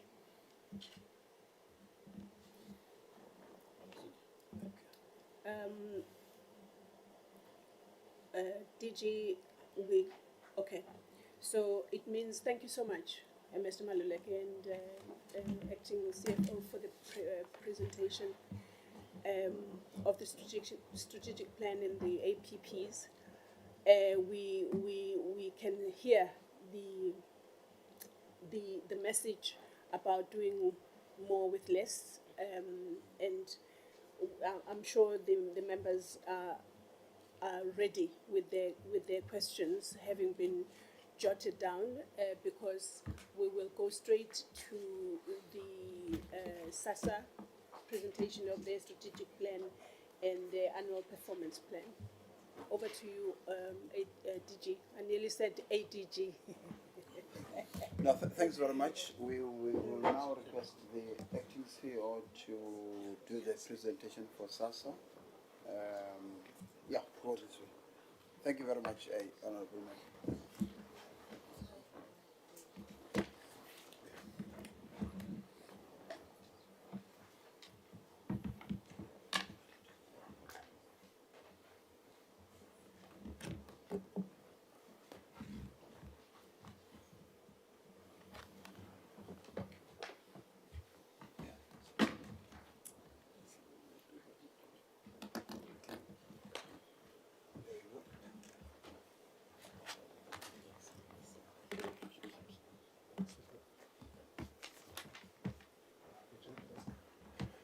Good morning. Is it still morning?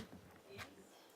Good morning, Honorable Chair and honorable members of the committee.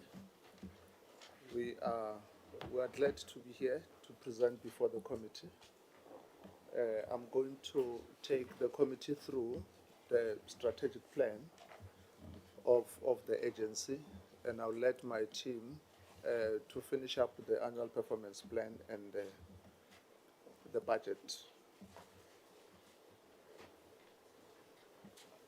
I don't know how much time do I have? Your time hasn't been increased at all. We still finish in 20 minutes time. Okay. Thanks very much, Chair. Let me jump all the purpose and go straight to the contextual background. Honorable members, with the agency's plan, we just thought let's just emphasize the volume of work that we do, and also in terms of the background, just to emphasize the number of grants that we pay. So the slide that we present before you is just giving an emphasis of the amount of social grants that we pay, and we gave a breakdown of all the provinces, including the social relief of distress, the so-called COVID-19 grant. The next slide then also continue just to also give an emphasis that our strategic plan is a realization of the MTDP, as the Deputy Minister and Social Development has already articulated. We also take our cue from the priorities as enshrined into the MTDP, from the MTDP, and also to emphasize that our work is influenced by one of the key priorities, which is the high level of poverty, and also the high rise of unemployment and the disaster that affects the people in South Africa. And also, what we're also emphasizing in our contextual background is that we do still continue with the COVID-19 social relief grant, which still remain temporary and also still depend on the annual approval by National Treasury. Even this year, it is there in our plan because the Finance Minister has extended, including the President, extended the COVID-19. So we still included that in our plan. And we're also indicating, Chair, that there's issues of alleged fraud and corruption on social grant, including the cases of identity theft, which we acknowledge it compromise our cyber security system. And we've taken note of that as we develop our plan. And also with the acknowledgement that there's also a beneficiary migration process from the SASSA Gold Card to Post-Bank Black Card as well. And we're saying that both the plans, strategic and APP, has been developed under the leadership and political guidance of both the Minister and the Deputy Minister. The next slide, it gives on a high level the focus of how our strategic plan and APP will look like over the MTF. We are saying that we will increase the coverage of social assistance, the normal grant that we pay. The focus will be making sure that we increase the coverage. We are also going to provide temporary reprieve to individuals and families experiencing temporary distress, as I indicated through your social relief disaster and all that. We are also, the reflection in our plan will emphasize the issue of educating beneficiaries on SASSA services through the community outreach program and improved communication. We have realized that this is the area where we need to really strengthen our focus. And also importantly, investing in systems that will enable the migration from manual business process to more of automated systems. We want to reduce a lot of manual papers in our plan and leverage on technology as well to improve the service delivery and also managing the fraud. So there's quite a lot of things that we're going to do, which will be visible in the plan. Exploring and also implementing alternative service delivery model, both on payment and also on application, because there's still some part of areas in the country that still struggle to access the services. So including the payment at the rural areas where there's little NPS that is there. And also we indicating that we're going to modernize our SASSA call center. The next two slides, without really going into details, I've already indicated that the process was more of an inclusive process. It's just giving a full description of a number of meetings that we had in compiling the strategic plan and the APP, including what I indicated that we had the leadership providing a direction, and all meetings that we had, including the governance structures that we went through, just to engage robustly on what must go into the strategic plan and APP. Now, when we go to the strategic plan, the slide there just remind us on the policy and legislative framework without reading into that, which guide us the work that we do. And then the next one talks to the SWOT analysis. Importantly, Chairperson, as we develop the strat plan and the APP, we had to look at all the issues that we got from portfolio committee over the years, and also civil society and everyone, looking at the weaknesses in our systems. We have recognized all that without reading every line. But importantly, we've taken note of all those issues, including the long queues that are there, which culminate from our weaknesses. The fraud and corruption that we, from time to time, are dealing with, the audit issues that we are dealing with. So those are just examples of the weaknesses that we have picked up from all the deliberations that we had previously. And of course, on the strength side, we also recognize that we do have some bit of key issues that we have done. We've taken note of the collaboration that we are having with other government departments, like Home Affairs and the banks as well. So that becomes our strength as one example. And also to recognize that there's a bit of improvement on the customer experience, even though there are challenges, but that becomes our strength as well. If you look at the interaction and the number of systems that we've put to improve the customer experiences. And of course, the opportunities that we can take advantage of, if you look at the digital transformations that are there to streamline the operations. So we're taking advantage of those. And of course, the threats that are there. So this SWOT analysis helped us to migrate nicely into developing the future SASSA plan.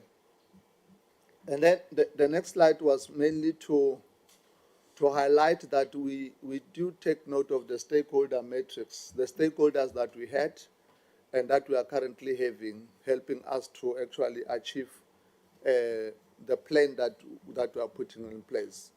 The social development, the beneficiaries that we talk to them from time to time just to get to understand how we should improve our work, you know, the media, that we need to utilize the media frequently to communicate the SASSA information, SASSA work, so, and also the commercial partners as well, where we work with the merchants, we work with everybody. So that is just an appreciation of stakeholders that we are having, and then we've engaged with all that.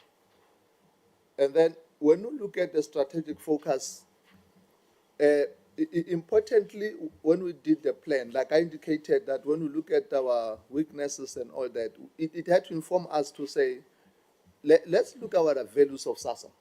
Are the values still relevant, you know, considering the number of challenges that we are having from the ground? We had to redefine our values to emphasize that we cannot do SASSA work without emphasizing the integrity, the compassion, the fairness, and the respect. So those are the values that we sort of re-emphasized in our strategic plan. And then with the outcome, I think our outcome, we had the same outcome last year. We thought they're still relevant because the issues of poverty, we still need to make sure that we deal with that.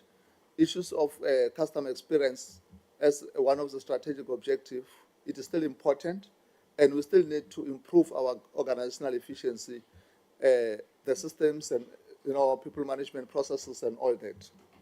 So we thought that that is still key for SASSA in terms of the strat plan. So the next slide, we're just sort of defining the values. I'll quickly just go into the target, and the output versus the key target and the key output.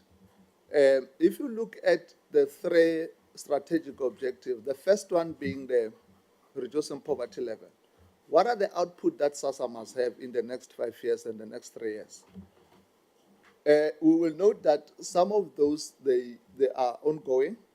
If you look at the provision of social assistance and ongoing, implementation of measures to reduce exclusion and inclusion errors, provision of temporary relief to individuals and households affected by disaster ongoing. So we're still focusing on making sure that those output we are achieving. The second one, improving customer experience. We from every year, Chair, we want to make sure we improve the turnaround for processing of social grants. You will know that we do have a frontline application and also online, so we want to make sure that we improve the turnaround as we go on. I've spoken about the alternative service delivery model for improved accessibility. We need to every time keep shape to check whether we are improving the service delivery model to reach out all these areas that are very far from the urbanized kind of environment. And issues of reducing long queues. We're going to put more measures to reduce long queues at SASSA offices.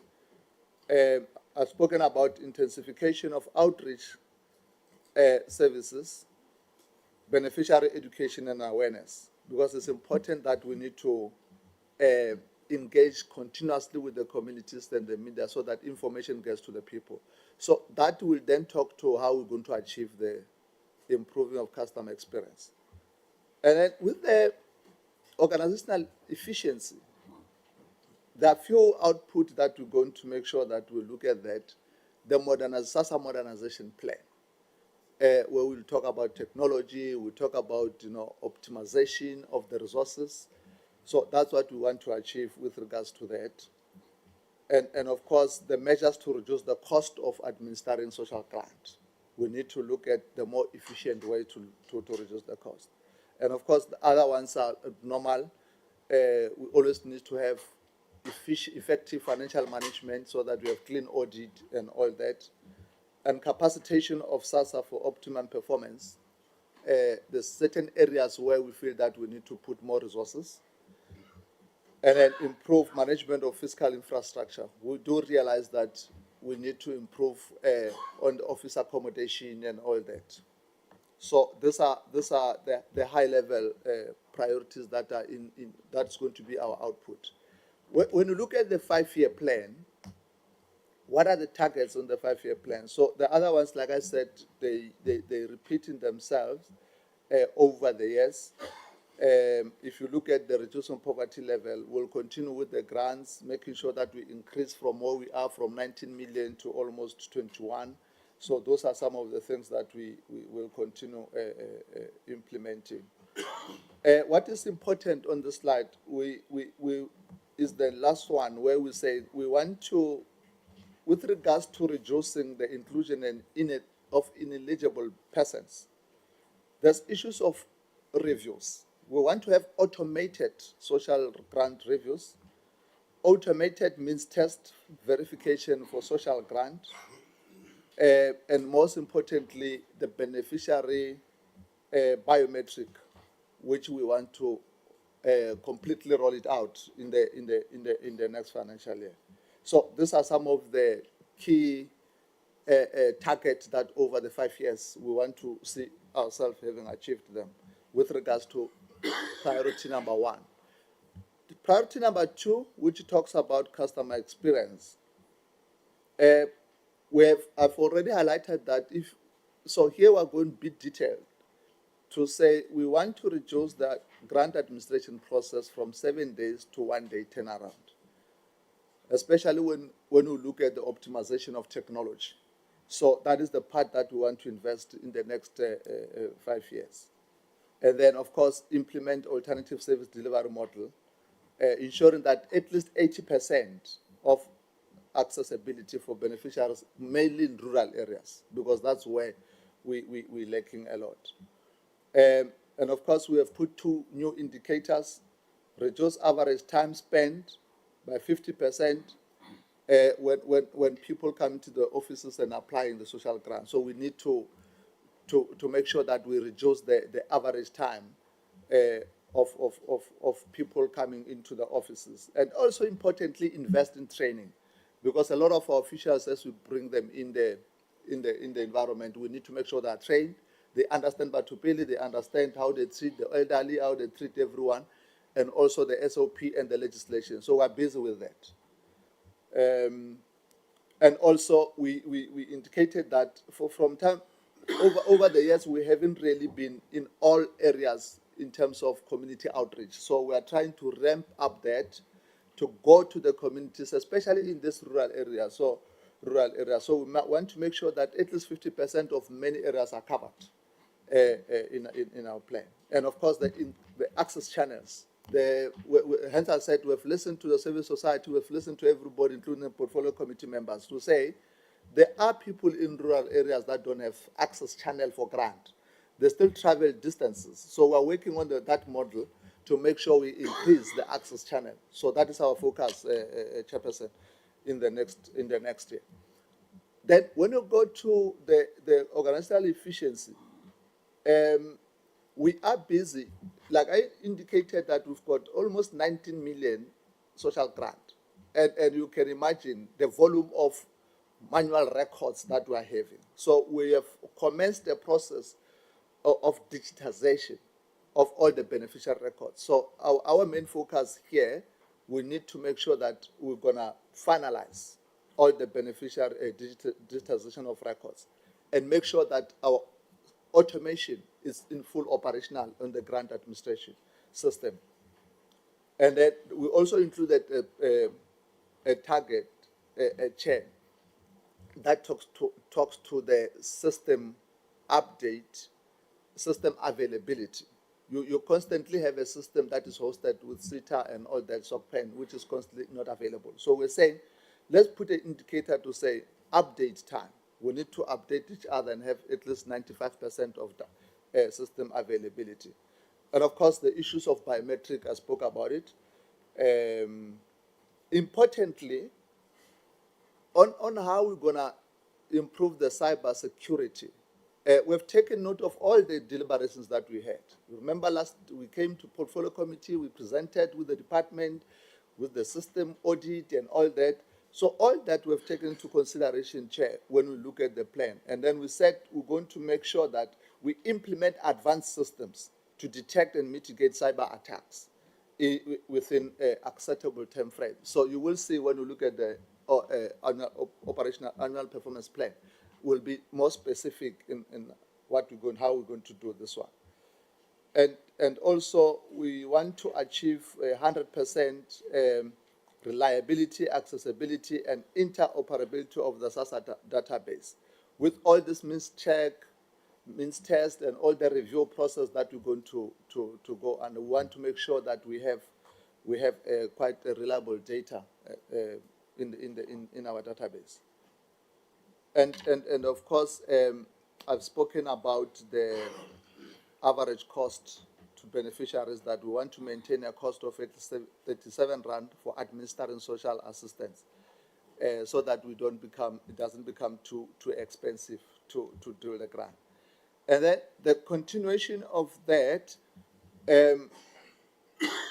I must indicate that in terms of training of SASSA officials, like I said, we need to capacitate our environment. We're going to address 90% of identified skills gap through targeted training. Already there's a work that we've done. We've done skills audit the past 2 years, and we have done competency assessment, and then we've got all the results, which are now ready to develop what we call a targeted training plan, which this is what we want to do in the next financial year. And of course, we started the process again of reviewing our organizational structure, because we've realized our organizational structure was too bloated, and yet it's not fully funded. And then we needed to rationalize and also abolish some of the posts that have been there for over the years and are not being funded. So we set ourselves a target of at least the first to second quarter to finalize the structure, and we start operating on a clean structure. And of course, Chair, the issues of unqualified audit opinion without findings, that one is not negotiable. It's what we're going to do. And of course, the infrastructure plan. And then 100% compliance with legal audit and risk management requirement. Like I indicated, that we have looked at all the audit report that we got. We had a system vulnerability assessment audit that is done by social development. We looked at all that, and then we said we need to make sure that we conclude all compliance with all these findings that have been raised. Then finally, from me, Chair, every time when we do the strat plan, it is important that we must identify what are the potential risks. So you will know that SASSA, as I indicated, with a lot of database that is there, you'll have an enormous risk that is potentially going to challenge your system. So we have developed what you call strategic risk register, and then we've aligned those risk register with the objectives and strategic objectives, and then we've developed the mitigation measures to deal with that. If you look at number one, if you look at the one that we talked about of cybersecurity threat, for example, which we have picked it up, that over the years I think it was more of a problem. We're going to put cyber security strategy, encryption, vulnerability assessment, penetration test. So we've learned that from the report that we've presented, and then we've developed action plan to deal with all that. The fraud and corruption as well, we've picked that as a serious strategic risk that will impede the work of SASSA. And then we said that we're going to make sure that our fraud prevention strategy is really fully implemented. And we need to invest in the fraud prevention strategy so that we don't become reactional. So that's what we are trying to do. Issues of ethics and fraud awareness, we've already started. So we actually directed that every officials must go through the ethics management training, because School of Governance is providing that. So we have started that, so we made it mandatory. And then the issues of integrity management, issues of collaboration with law enforcement. From time to time, quarterly, monthly, we meet with law enforcement and review our memorandum of understanding. So that is, Chair, is how we're going to deal with the issues of the strategic risks that we've identified. So I will then request Sipho just to emphasize the details in terms of the annual performance plan target. Thank you very much.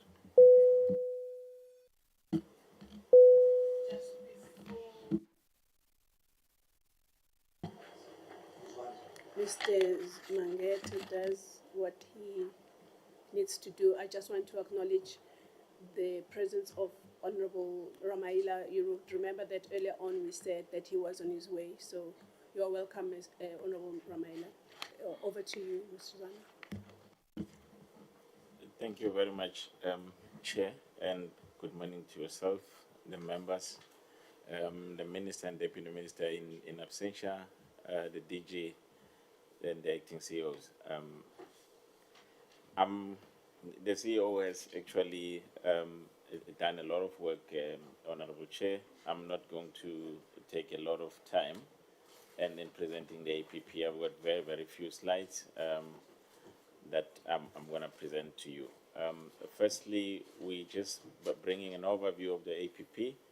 We're saying the APP that we're presenting for 25-26 has got 28 indicators targets, and they are broken down into program 1, which is the enabling program, enabling the core business of SASSA, and indeed it has got higher targets than the core business, which is 19 targets, and then the core business has got 9 indicators. I'm going to go straight, Honorable Chair, and start with program 1, how we've captured the annual performance plan. We have followed the same way that the department has presented in terms of showing the members to say we are presenting an APP that has got 3 years. So in areas where some of the indicators don't overlap into the outer years, we will indicate the CEO has already indicated around the COVID-19 grant. You will see that differentiation. So starting with program 1, a number of program 1 targets, Honorable Chair, are continuing. And the first one is the unqualified audit that the acting CEO has just spoken to you now about. Then followed by the cost of administering social grants, which we want to make sure that we keep them below the amount of 37 Rand. This includes the COVID-19 SRD beneficiaries, and we are saying even if there are other grants, it must not be above the 37 Rand. And then in terms of the administration cost as a percentage, this is the budget of SASSA, which is kept at a 5% as an international norm. But as we speak now, we can say, Chair, that we are at about 3%, currently the 7.8 billion that the CFO is going to present of the social assistance. And then we also have a target that speaks to the social assistance debtors that we need to recover. We have a debt book that is just above 500,000, and therefore we are saying at least 4% of that must be recovered and or written off. We know that the write-off, that it's not dependent on us, it is dependent on the department and National Treasury approving a write-off, obviously depending on available budget from a saving on the social assistance budget. And then we also talk about the procurement spend. As an organization, we acknowledge that we need to empower some of the suppliers that have got ownership of 51% from Black women, Black youth, and Black people with disabilities. We know, Chair, that you raised it, that even in the past discussions, to say the 5% needs to be raised slightly, but you will see when the CFO present that where the 5% comes from, how does it fit in terms of the budget of SASSA as well. Then there's a number of targets that I'll try and group them as I present, Honorable Chair, to save time as well. You will have noticed that when the CEO presented the vision and the mission, we have tweaked the vision, we have tweaked the mission. And what did we bring? In the vision, we have brought in innovation. We want to be a leader in innovative social security services. And when we talk about the mission, in the mission, we have also elevated the issue of modernization. So, especially in this first year, you will see that we're going big on issues of modernization, implementing the modernization plan to, as we leverage, you will see that there's a number of things that we will definitely be able to benefit from, including the issues of dropping the number of days that we take to complete an application, and the issues of the biometrics, and there's a number of things. So our ICT APP for this year actually has doubled the number of targets from about 3 to 7 in the financial year 25-26. And the first one, Honorable Chair, we're talking about integration of new technology with legacy system, front and web-based system that we want to roll out into all our local offices, which is 432 offices by the end of the financial year. And again, with the biometrics, the CEO has already said that in 25-26, we want to roll it out to all the offices. But as you see the outer years, in terms of the biometrics, then we are saying this year the infrastructure and the enrollment must happen, and then the outer years, we're saying all new applications and all new grants applications must be enrolled on application. And this is going to happen throughout the years that are following the MTEF. The replacement of the SOCPEN system, CEO spoke to it as well. The contact center business requirements approved in as far as the work that we want to do in modernizing our call center. So we are starting a process, and we are saying at least for this year, we want to have a contact center business case approved by SASSA executive committee, so that we are able now to move in the outer years. And then the last one, yes, the CEO has spoken to the cybersecurity, and we're saying it will come in phases, and the first phase is in 2025-2026. And then the last one around ICT is around the ICT architecture that we currently have, but we are saying that it needs to be reviewed. And the first thing that we want to do in the first year of 25-26 is to do an SIS enterprise architecture review. So how do we look now? And therefore, the moment we know and we have reviewed the SIS, how we look now, then we go into the outer years of saying, how do we want to look in the future, the to-be and the implementation of such in the outer years. And then around the HCM space, already the CEO has spoken around the issues of human resource policy, which is a huge policy that actually does not depend only on SASSA, but it has got a dependence of the Department of Social Development, a dependency of the Department of Public Service Administration as well. So it actually needs a consultation at that level and make sure that that policy is approved by end of 2026. And when you have such a policy, then you are then able to then now say the issues of the human resource plan, the issues of the review of the organizational structure that the CEO has spoken to, all of those then are linked nicely when this policy has been finalized. Then we're talking about issues of funded post-field. CEO has said that we reviewing because we have a structure that is too big and there has not been funded to that level. So here we're saying at least 90% of the funded positions needs to be filled within the financial year. And then around the issues of labor relations cases, we have a target that is growing gradually from 60%, 70% in the outer years. And then again, we will not leave out, Honorable Chair, the issues around the investigation on the alleged fraud and corruption He spoke about it.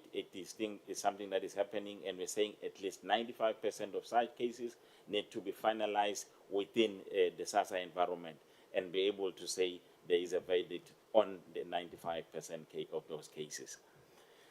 And then the last one in program 1 is around the communication.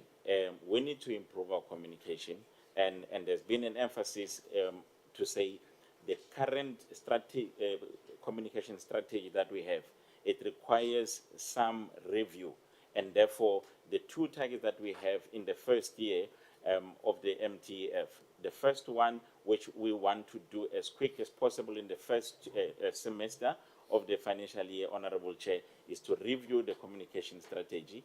And as we are reviewing it, obviously we will be continuing with the implementation of the current one. But once it has been reviewed, it has been accepted and approved within our stakeholders, then we'll start with the implementation of the reviewed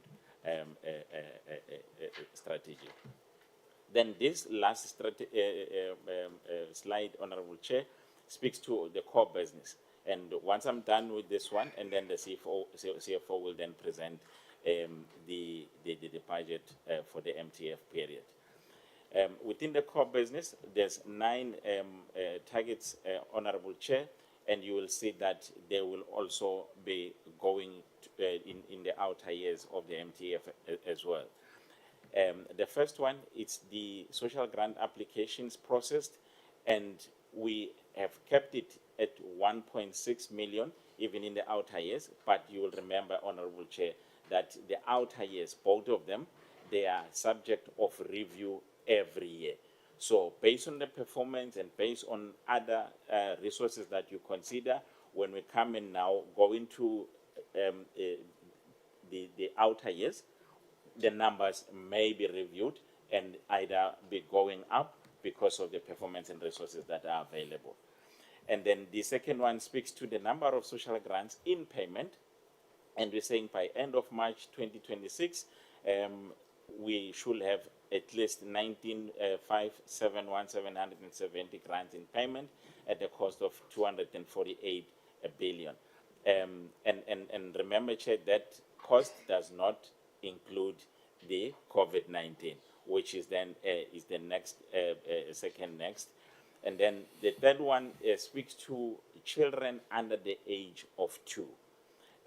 We have actually reviewed, Honorable Chair, we've been talking about children under 1, and then we have now reviewed it to say let's increase the coverage so that we move to the next level, not only the under 1, but cover those under 2 as well, which does not mean that you have discarded the under 1, but the under 1s are still part of it in this coverage.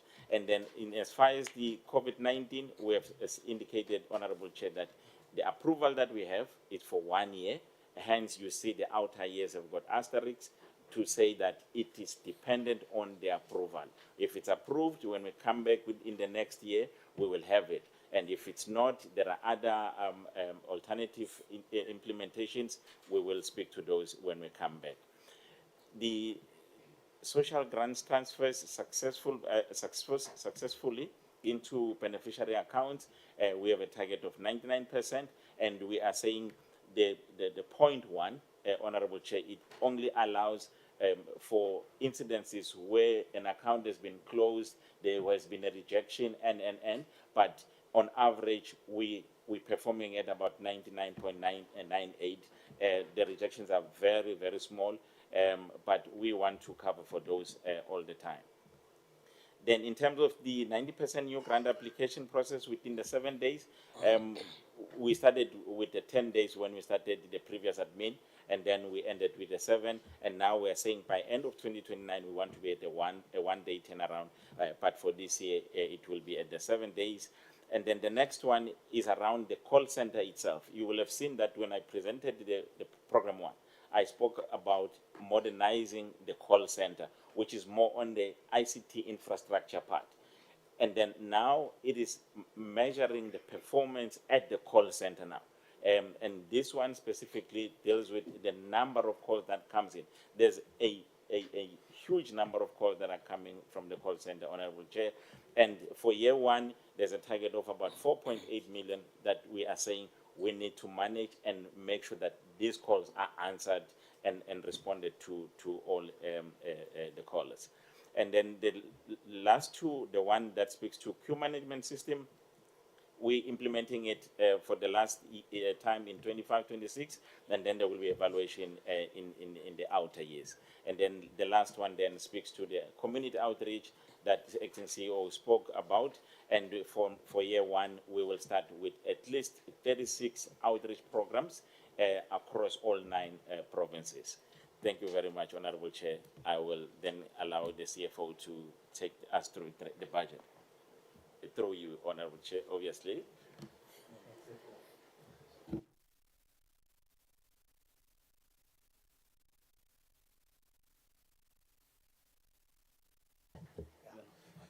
Yeah, thank you very much,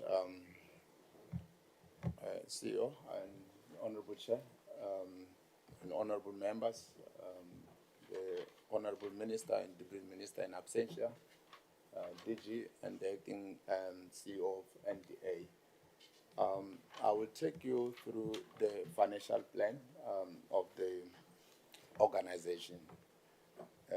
You will note, Chair, that once you have done all your planning, which is what you will be able to do in a particular MTF or over the 5-year period, your limitation will come with the resources that you have at disposal. Although the work that needs to be done could be more, but you will have to reprioritize the work that needs to be done.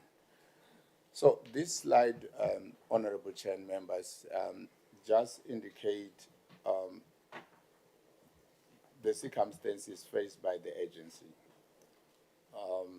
So over the MTF, when we received the allocation and the indicative process that came from the medium-term expenditure committee, it indicated the conditions under which we will have to operate.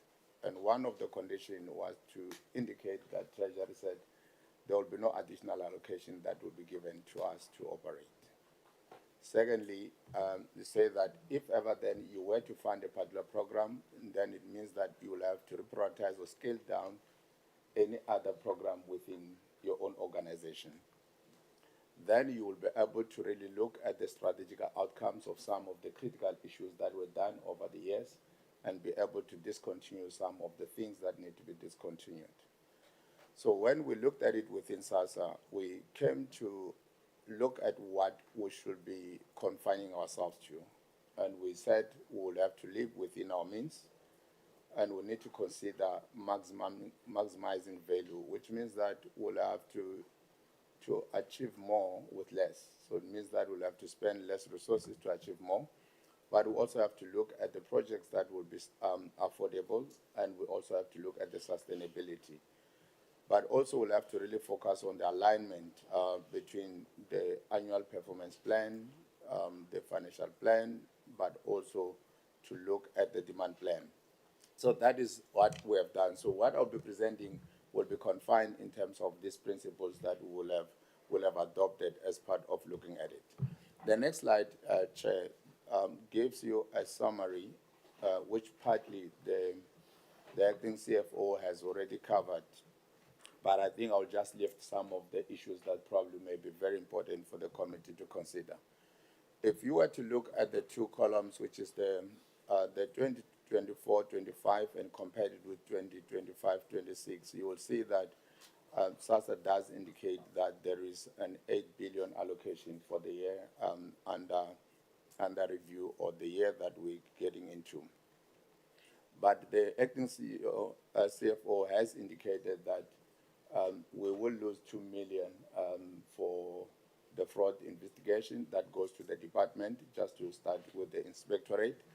And we're left with 300 million that came as a once-off allocation that is linked to the SRD 370.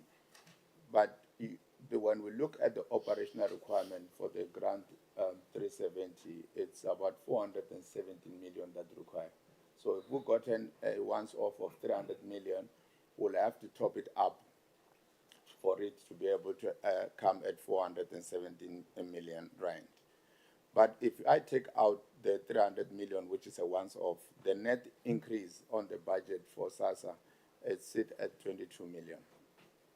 And why I emphasize this, Honorable Chair, is that if your budget has not grown, but certain cost elements grows, it means that you have less available amount to spend. So your budget buys less services and less goods than it did in the previous year. And this is what means that we have just gotten an announcement that the COE will increase by 5.5%. So if the budget does not grow with the 5.5%, it means that you will have to fund it from within. So the money that was available to fund any other things will have to be channeled to the compensation of employees.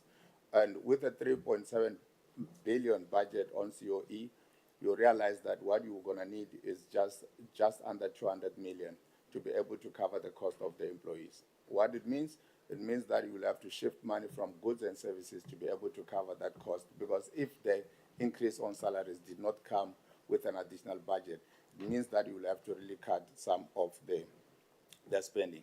So that it means that we have to really look at the prioritization and reprioritization. On the next slide, Chair, we thought that it would be to look at the split of the budget at the high level. You will be able to see that the compensation of employees sitting at 49%. When we took the staff, we looked at about 7,400 staff that we probably will have to be running within the budget of 3.9 billion. And that's what the rest will remain at the goods and services at 3.9 billion. And you have the capital investment at 138 billion. So I think in the later slide, I'll be able to speak about the projects that are coming from Masahari and Associate, which has to do with the investigation that was done by DSD and what we have decided on that. On the next slide, Chair, we thought that it would be very prudent to be able, at a high level, to be able to give you the split of goods and services and what is the percentage allocation and the percentage split of the major items under goods and services and how much it goes to where.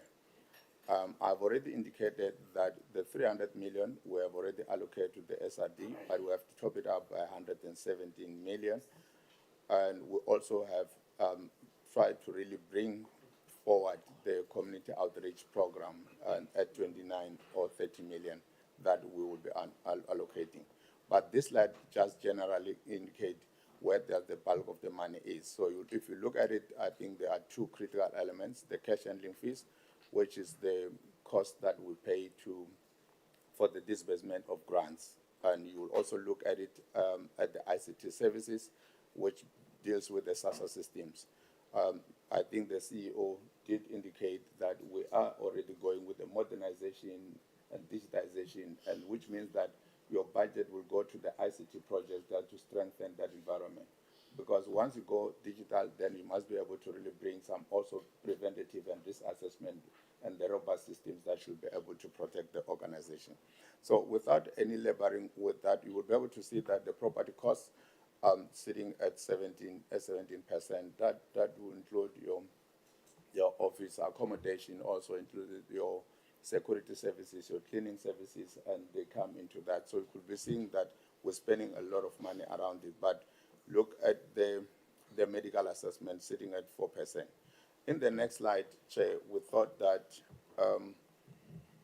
so when you do the budget allocation, there are limitations to the budget allocation. So the first thing is that you will be able to look at how you allocate your funds. So the first, it will be the issues of contractual obligation.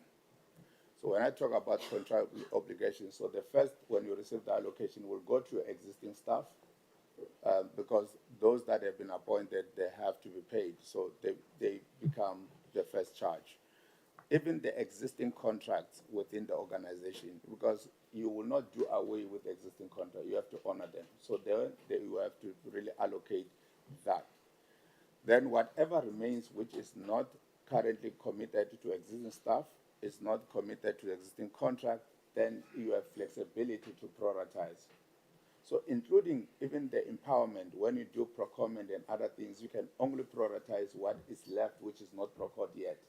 But the contract that are already procured, you will not be able to really commit anything to that. That's why at one particular point we said, why are you targeting far less in terms of the contract? So what you can target is only what you have not procured. And that's all that you can say.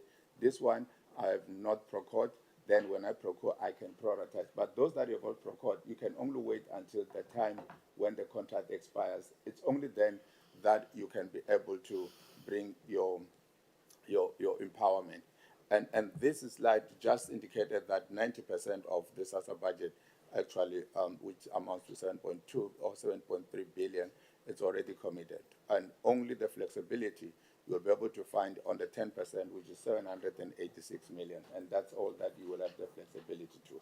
And in that, you will have to cover all the other operational costs, which is the advertising and marketing. You'll have to deal with the training and staff development, the travel, the stationery, the communication, and a bit of flexibility on fraud investigation, because then we don't have a fixed contract on the fraud investigation. We're currently having an in-source model, which generally we use our own staff, and another part we use the SIU in some of the way that if ever there's a proclamation, the SIU comes in and does work. But on a need basis, we can at least contract an independent person. So generally, we thought that it would be able to assist you to be able to see the landscape of the allocation for SASSA. So you will be able to see that based on this slide, you will see that the bank charges are taking the 6% of that. So which is both the normal grants and also the SRD 370. Then you're spending about 458 million around that. But just if I were to take another one, you'll be able to see for the toll-free call center, we're spending around, on average, about 60 million. That's what we're spending in terms of the call center. So in the next slide, Chair, this is the condition that the acting CFO has spoken about. So it is the first time that we have received an allocation with a specific condition to it. So the year 25-26 will be characterized by us doing more robust means verification. So you know that all grants are means tested. So which means that except the one for the foster child grant. So what we're going to do is that we have set aside a program that will be able to look at what we call a risk assessment, but we'll still follow the existing legislation when we do the reviews. So we'll be able to do a number of reviews across the country, and beneficiaries will have to present themselves in terms of the categories and the plan that we'll have agreed to. So the first condition that I said, the Treasury and the department said to us that we should be able to introduce the income checks for all applicants. You will know that the current situation is that we do, to greater extent, accept an affidavit as the basis for us to approve a grant if a person does that. But then in terms of the main grant, they are expecting that we should not only rely on the affidavit, we should do even much more. So currently we'll be able to really look at what are the learnings of the 370 grant and be able to customize it within the main grant application. So it means that anyone that applies for a grant, we should be able, going forward, to be able to really pick up whether there's any other income that you are receiving. So we'll have to have access to the banks of the people and be able to do that. But for now, what we'll be looking at the existing beneficiaries. So it means that if we find that there is an income, then we will become a priority for a review. So this will be for all grants types. And for now, we are already starting with the child support grant, and that will be able to work on. The second one, they said that we should be able to have continue with the database cross-check, which means that not only with the 370, but also with the main grants. I can indicate that we do have MOUs and contracts with the relevant departments like Home Affairs, Correctional Services, all that we'll be able to do is to be able to really interface with them continuously. Currently, we can confirm that when you are applying for a grant and you are found on a database, there's a pop-up screen that tells us and alert the person who is currently a grant administrator to be able to know that this person is found on a database. Therefore, we can do an additional check whether indeed that person still qualify for a grant or not. On number 3, they said we should have an agreement with SARS. We did have an agreement with SARS when we're implementing the 370, and all that we are doing now is to look at how we can leverage on that information to be able to customize and use it for the main grants, which is something that we'll be able to work on. Then they said we should be able to really go to NSFAS and be able to have an agreement with NSFAS. Yes, we do have an agreement with NSFAS for the 370. Currently, we are working with the department to look at how we're going to be able to interpret the information that comes from NSFAS in the context of the main grants system, which means that if ever then you are receiving a stipend within NSFAS, we should be able to check it whether that we can regard that as an income and therefore be able to give you a grant or not give a grant based on the threshold. Then number 5, they said we should intensify the biometric checks. I think Mr. Zwane did indicate, I think the CEO indicated that we are rolling out the biometric for the new and the existing. And this will take a bit of time, but otherwise all the grants recipient will be biometrically enrolled and therefore will be able to interface so well with Home Affairs. And this will be able to curtail some of the fraud risks that we are faced with.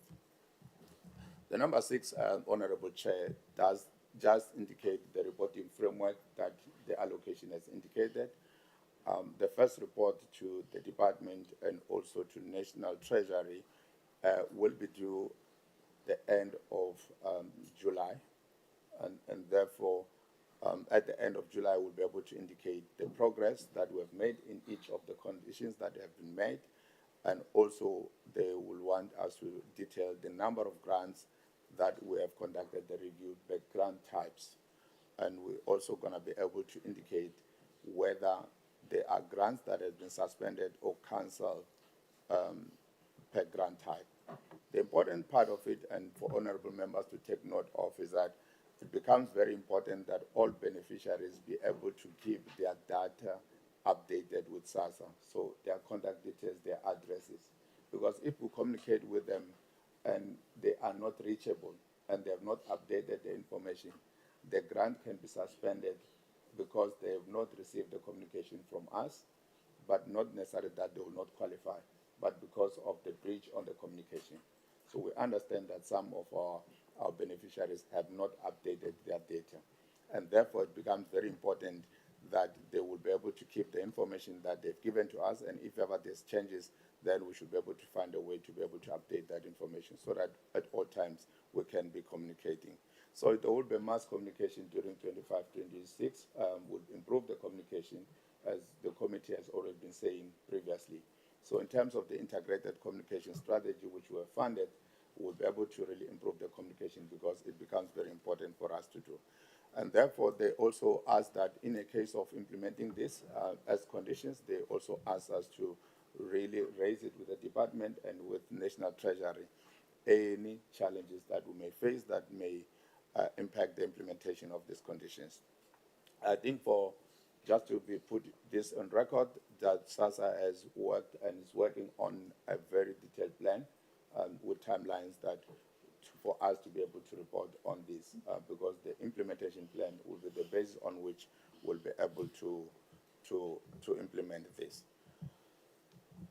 Honorable Chair, I just take this opportunity just to make this recommendation to the Portfolio Committee on Social Development to consider and support SASSA strategic plan, SASSA's annual plan for the period 25-26, and also the MTF budget allocation for the 25-26 to 27-28.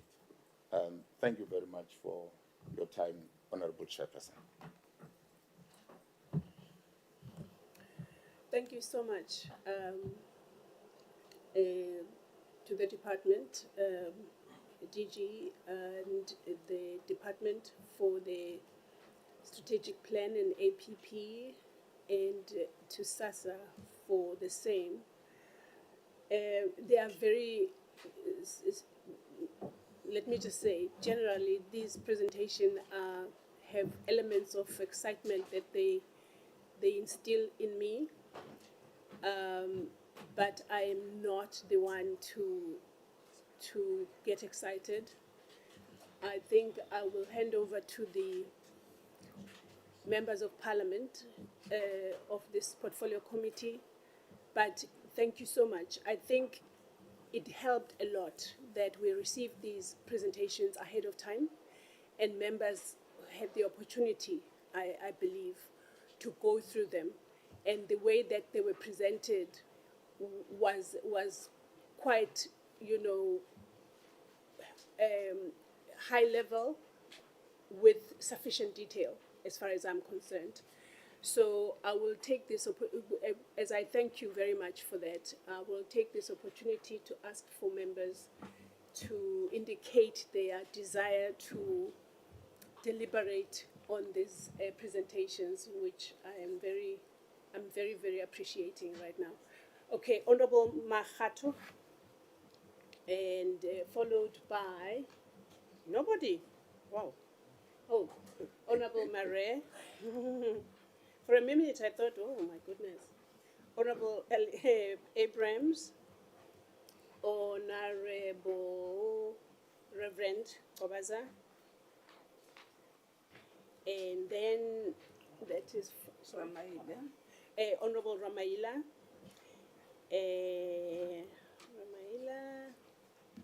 and that's it. Okay. Honorable Mahato, please lead the charge. Thank you very much, Chairperson. And let me try to say to the DM and the Deputy Minister is gone. So I just want to appreciate the presentation. It is very much good, as the Chairperson already talked about it. My recommendation, I will say, it is recommended that the Portfolio Committee on Social Development considers the Strategic Plan 2025-2026 to 2029 and 2030, 2 Annual Performance Plan 2025-2026, and the budget for the Department of Social Development.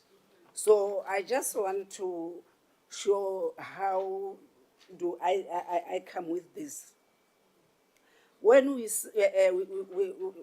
speak about chapter 7, page 7, we speak about the SAW analysis. And if you check... Which one is this, Honourable Member? The department? Page 7. Of the department? Yeah, okay. The department. So it has the SAW analysis. And then when you check it, you can see things are in detail from backwards. And again, on page 8, the DSM mandate the value chain.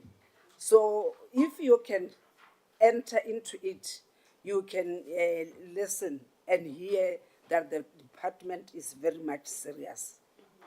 The journey of the planning cycle. So if you check also the journey of the journey of the planning cycle, you can also see where the department is very serious. The abbreviation. The chairperson talked about the abbreviation. I think maybe you must come with something maybe so that we can understand those abbreviations. So there's nothing wrong, but I think that one you can make it. The alignments of different plans. So you also is on page 11. You also shown the alignment of the difference plan. So I think we are very much happy as the members of parliament on those things, the commitments. So I think we are very much happy. And again, you talked about the strategic plan for 2025 to 2030. So if you entered into it, you can see that the department is very much happy on this issue. The measuring outcomes and also the performance plan. I want I won't speak about everything, but I think they have heard me or why I take the recommendation. So I think the the DG, I think now on my side, I'm taking the recommendation is much clearer to me. Thank you very much. Thank you, Honorable Mahatu, for that and for recommending on behalf of the department on the basis of your satisfaction and appreciation of the presentations. We'll hand over to the Honorable Mare. Thank you so much.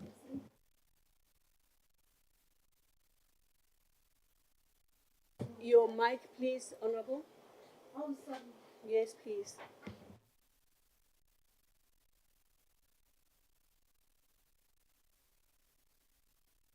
Yes, there's it. Okay. Let me move, Chairperson. Chairperson, I want to say thank you for the presentation from both departments. But I'm going to start with DSD and speak about the issues that I've come across with DSD. Department are saying that they're going to oversee the provinces and what provinces, because usually the department is saying they don't know what's happening in the provinces. They can't report on behalf of provinces. So I think that is a very good idea of zooming into the provinces, because the provinces doing their own thing with the MECs, and when you go and speak to them, then they say, you know what, you can't tell us because we are here and we report into the MEC. So this will be a very good thing if DSD can zoom into the provinces. And then I want to ask the DG, because I wrote to the DG, I basically wrote wrong to the CEO, and then I discovered it's the wrong person. I want to know, because you say you're going to zoom into the provinces. In Bloemfontein, our DSD office was moved. They are moving. And for the moving of the office means that people will have to use 60 Rand to go to the new offices. It's a position, it's a place where people have to travel 3-4 taxis to get there and come back. And there was no public participations to ask the communities around the offices there, are you happy with what we are going to do? Last year they started, and when the managers cross-questioned them to say, but look here, there was no public participation, they suspended 3 of them to say that you are talking too much, and they are still on suspension.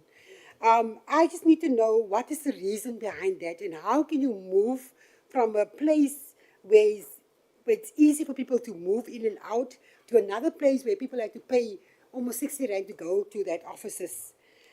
And then the second one, the Botshabelo office was closed last 2-3 weeks ago. It was not compliant with the Department of Labor. The Department of Labor closed the office. People were sitting outside for a week. And they still had to come to the office and work outside from the car booths.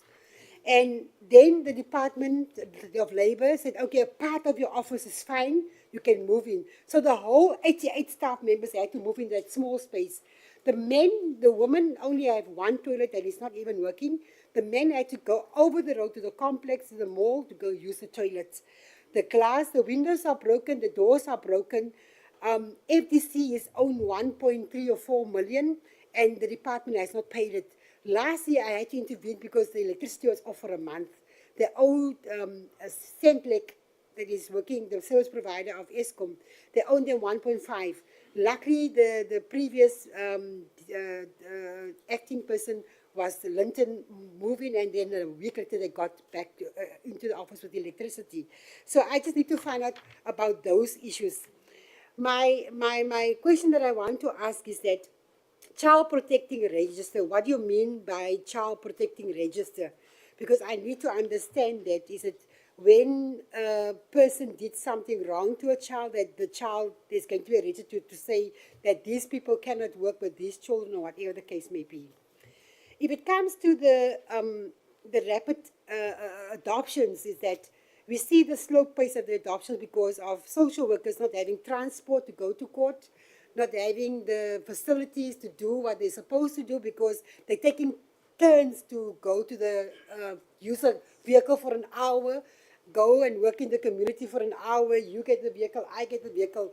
What are they doing about that? Because it is impacting on the work that they are doing.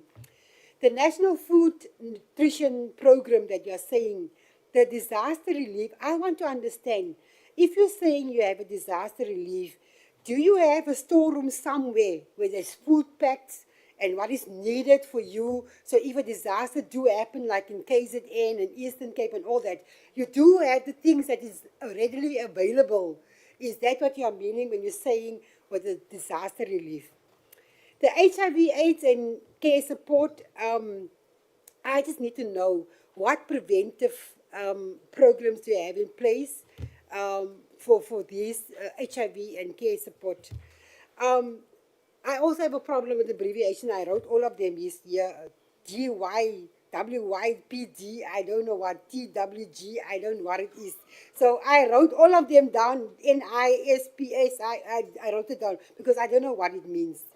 And then with the unemployment rate being so high, you are talking about poverty alleviation, eradication of poverty.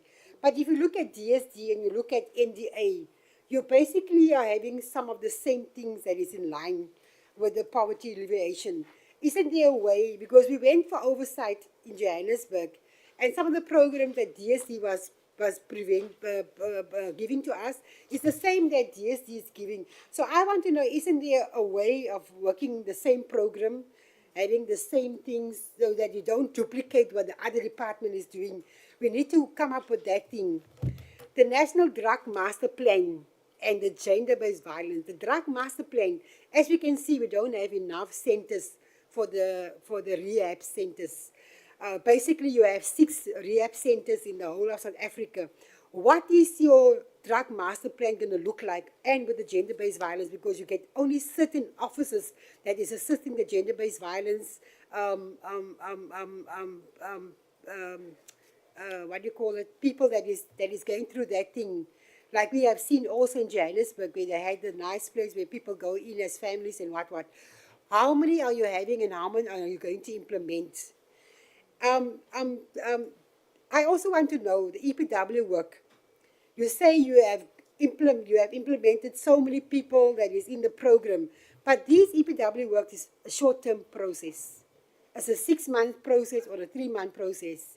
How are we going to alleviate the problem of unemployment if you only have a 6 months putting food on the table, and then the next people come in for another 6 months? There's nothing that is permanent. You need to come up with a permanent solution for the unemployment rate with the EPW piece.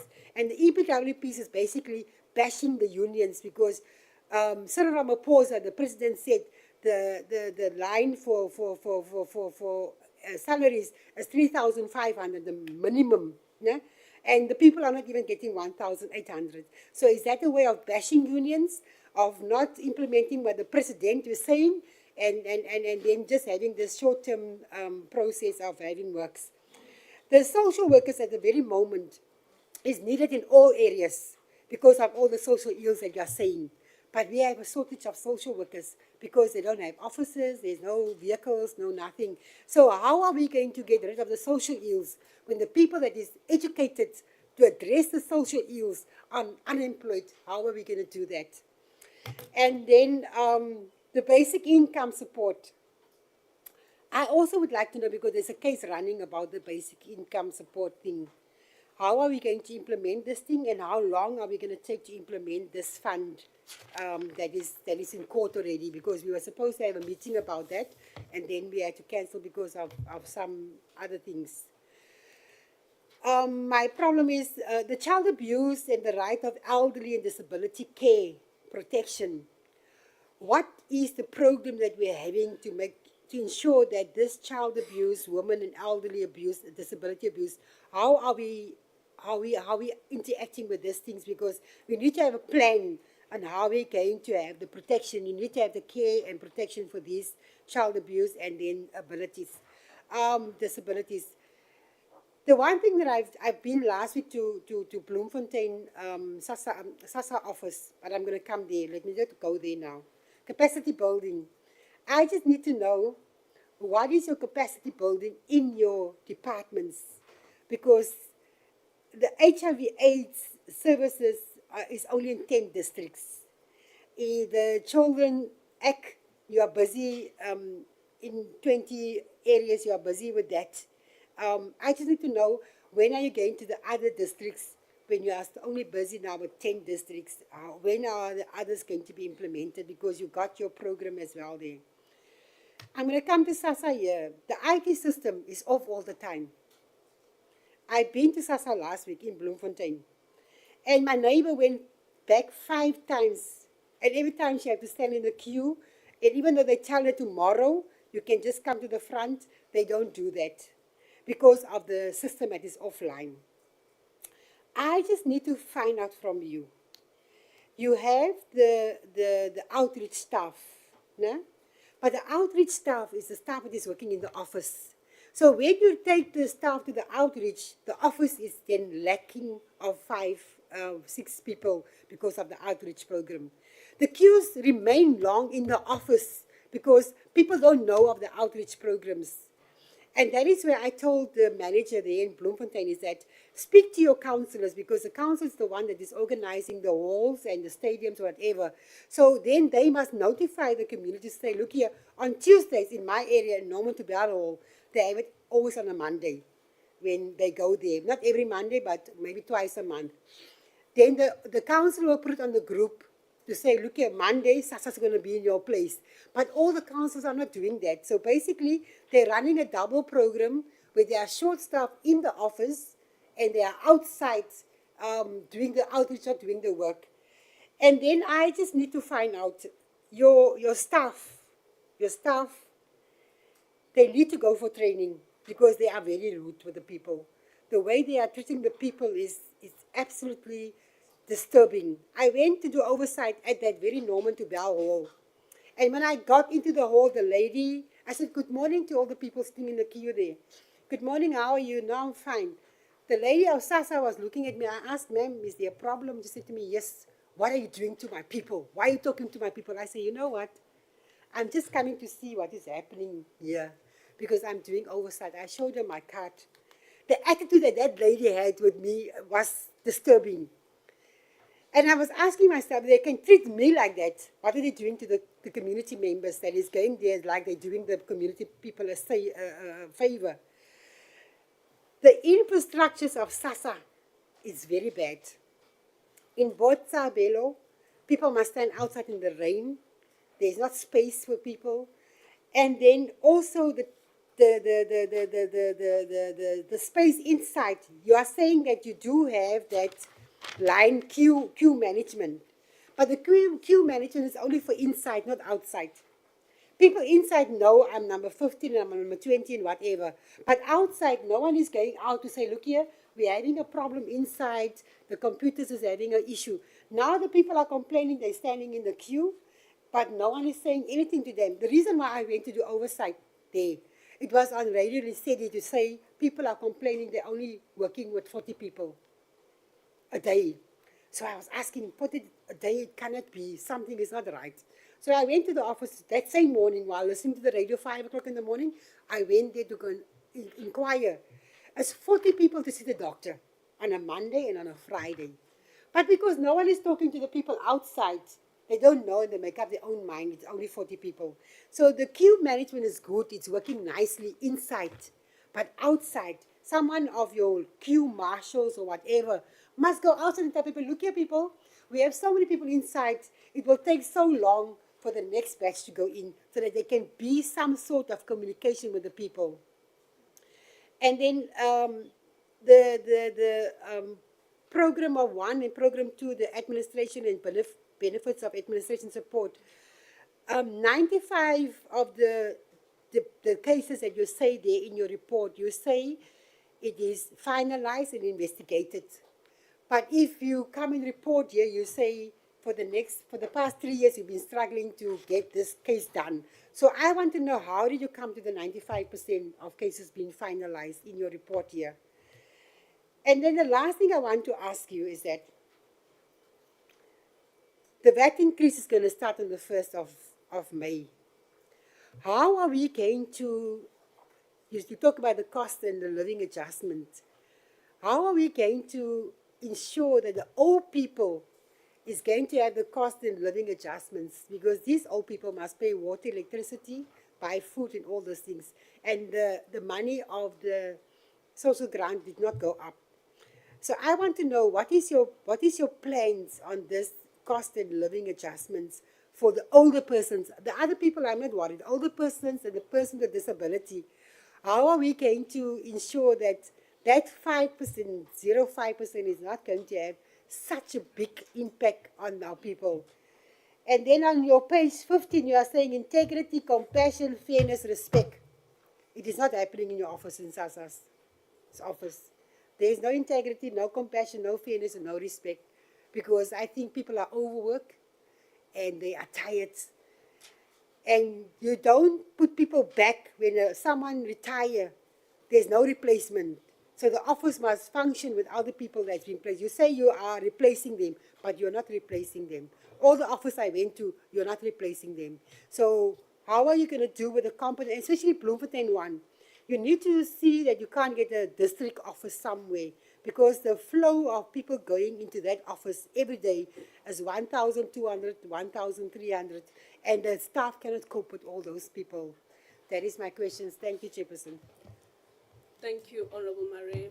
SASSA department, please make sure that you sort your Free State, because how long has this honorable member been speaking? If you sort out Botshabelo, we are sorted. Bantu, Wafwa. Honorable Abrams. Thank you very much, Chairperson, and thank you for the presentations. I'll start with DSD. And Chairperson, the one thing that's left a very, terrible feeling in my stomach is this this review of the income threshold, the child support grant that we just heard about in the presentation.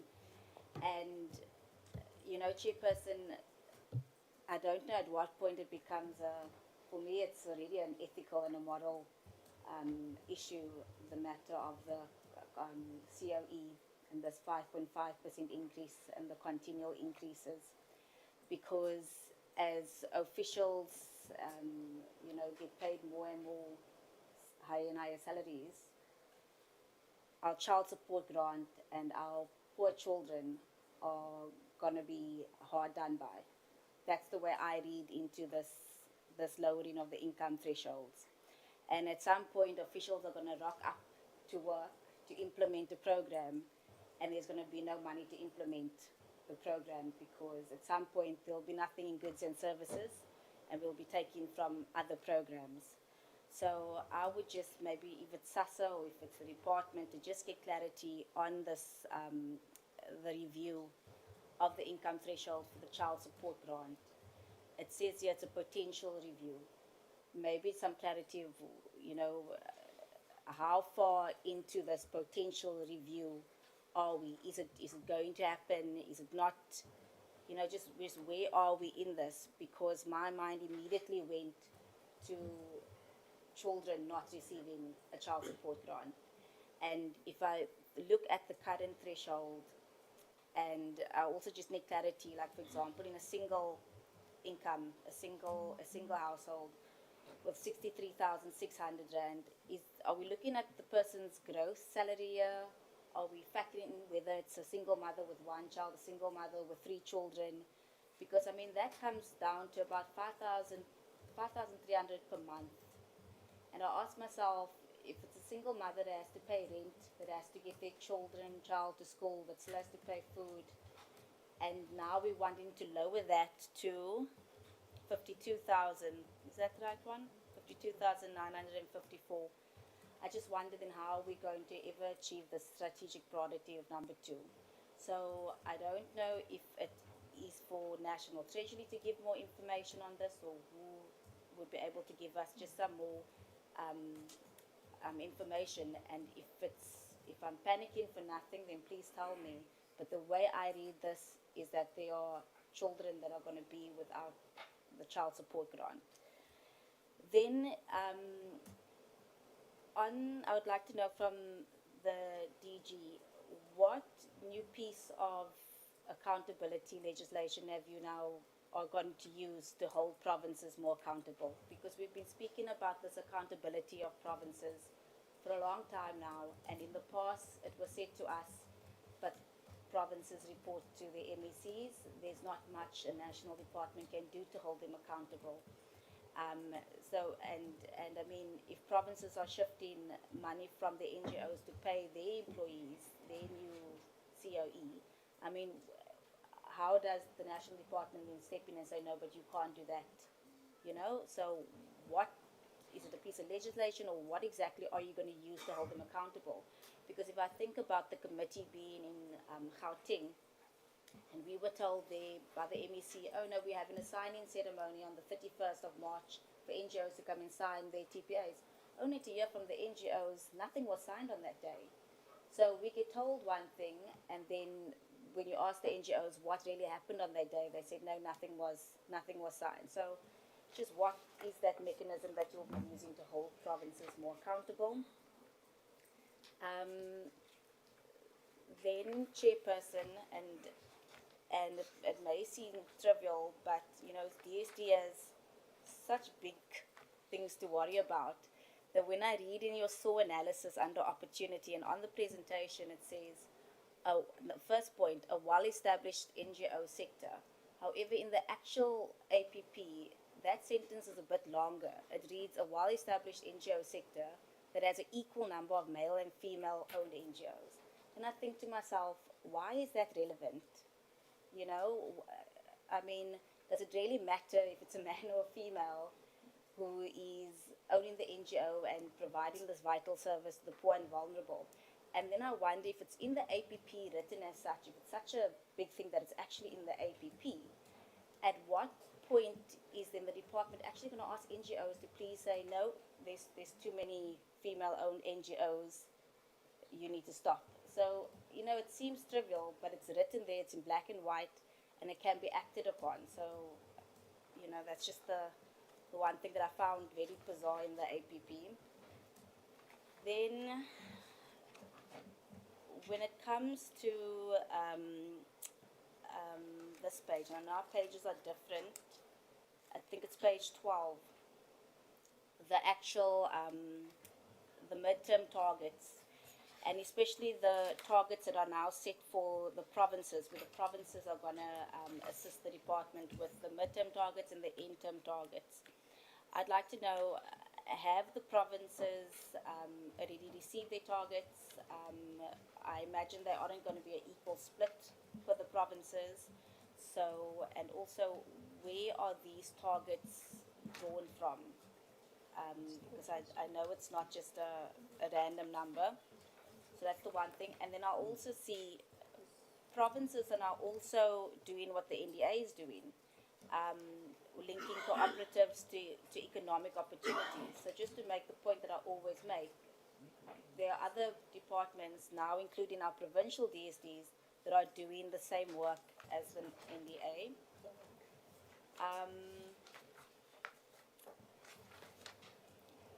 Moving on to SASSA? Program 5. So Program 5 originally had 18 targets and it now has 13 targets. I just want to know what has been taken out. And then also, DG, there's a lot of things in your action plans, like the victim support services bill. It's still there, we're still talking about it, but it's not in your APP. Why is that? And also, why is the children's amendment bill not a target and in the APP? Why is the substance abuse, what's the one, the treatment and prevention bill not in the APP? And we spend so much time with the CDA and talking to the CDA about how they have no authority and, you know, how they've got no teeth and they can't really perform their function. And one of the solutions were to amend this bill, and yet I don't see it anywhere here.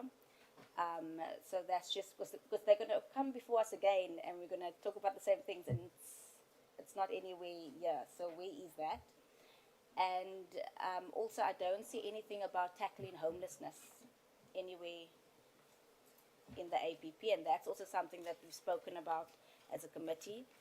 And then coming to the fraud and investigation unit of SASSA and the inspectorate for social assistance.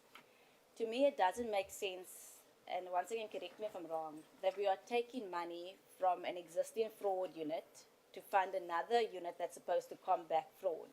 Essentially, you're weakening the one to try and somewhat capacitate the other, but it's still not being properly capacitated, because 2 million it's nothing if you have to look at what the Act actually says, what the inspectors are supposed to be, and how many people it's supposed to be, and so forth.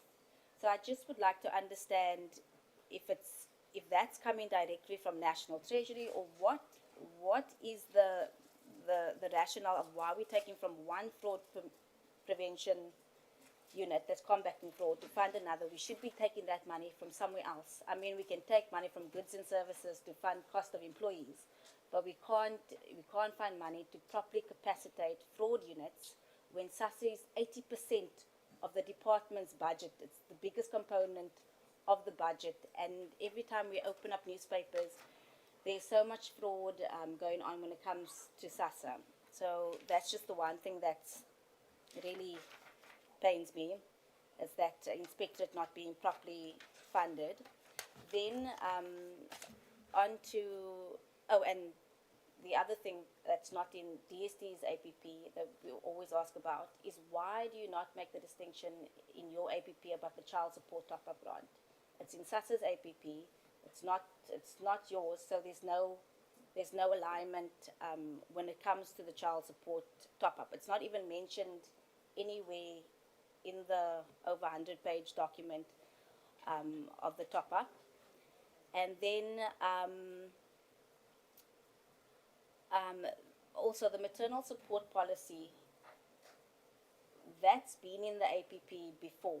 However, in this new APP, it's again, like in Q1, it says submit draft policy to cabinet.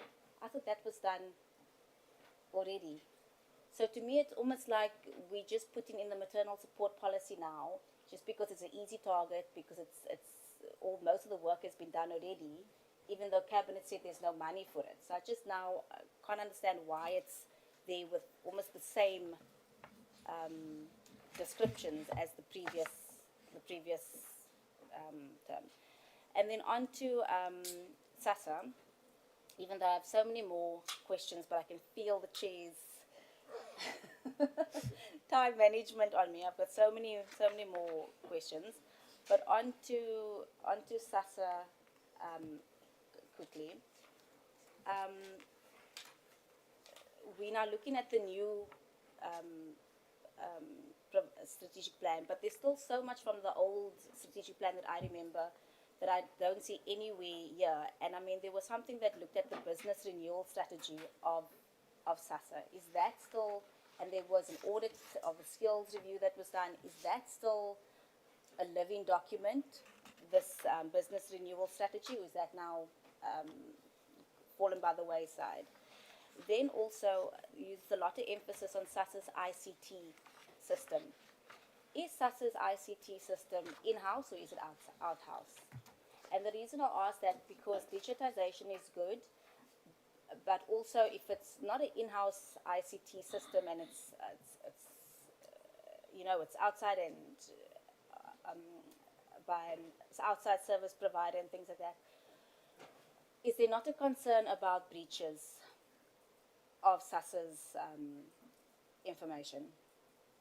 So the question is it an in-house ICT system or is it solely out-house ICT system? If it's out, who is the service provider, and has all this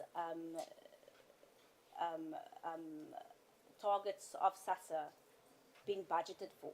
Because it sounds like it's an ambitious ask that SASSA is trying to do, but to me it also sounds expensive, and we've gone down this road where SASSA spends a lot of money on things, and then there's nothing to show for it at the end of the day, because then we start again from scratch. And I'm thinking about the call center, because we're still on about this call center. I phoned the call center about 2 weeks ago, couldn't get through to the call center. The call center just rings and then it drops.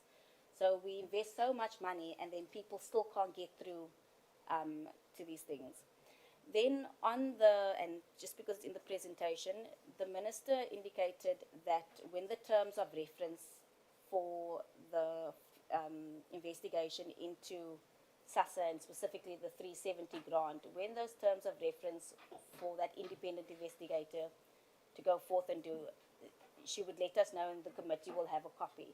I'm asking again for the copy of the terms of reference, because the presidency wrote to me to say that terms of reference has been completed. So if the committee can please get those terms of reference for that investigation. And then also if we can please get, well, myself, I'm interested in seeing the actual letter from Treasury that speaks to all of these new conditions. Because conditions are not new for SASSA. I mean, you have conditions that children are supposed to be in school in order to get the grant, but that's a soft condition and it's never ever been implemented. So I'm just wanting to try to understand these new conditions. Are they going to be hard conditions? Are they going to be soft conditions? And I would appreciate to see the letter for myself. And then lastly, second lastly, when it comes to SASSA and when it comes to matters of fraud, and obviously we see now recently one of the officers in Gauteng, there's officials that are in court over fraud and so forth. Is it not time for SASSA to do lifestyle audits from senior management all the way down on their staff? Because whenever there's a fraud matter, there's at least one, two, but it's at least somebody that is on the inside committing this fraud. And one way to see who is unduly benefiting or living with outside their means and so forth is to do lifestyle audits on people. So is it not time for that? And then lastly, DG, we're now looking into the new 5 years, but there's still this big, or I don't know if it's an elephant in the room for me at least, is that there's been no transparency on the suspended CEO. Her contract is coming to the end in mid-May. The committee doesn't know if we'll be seeing her before her contract expires, or where are we in the suspension of the CEO? Because I do hope it's not the intention that the contract is going to expire and everything is going to just disappear because now there's no contract. Because I've seen on your website, well, on SASSA's website, the closing date for the new CEO has already passed. It was in February. So I imagine there's already moves to replace CEOs, yet we are none the wiser of what is going on with a suspended CEO sitting at home with a 2.5 million rand salary.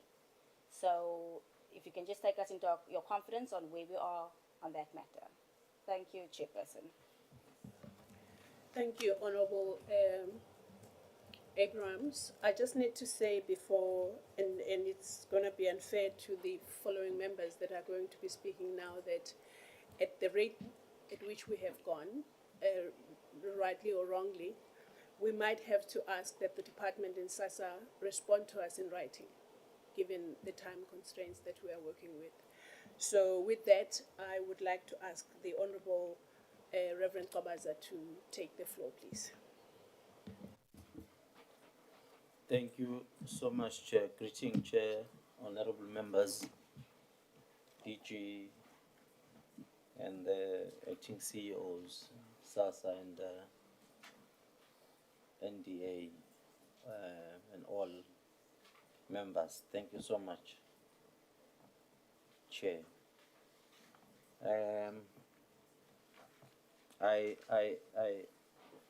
I don't want to be different from other people who have spoken before, but I'm not happy, Chair, with the strategy that has been presented, as much as it is high level.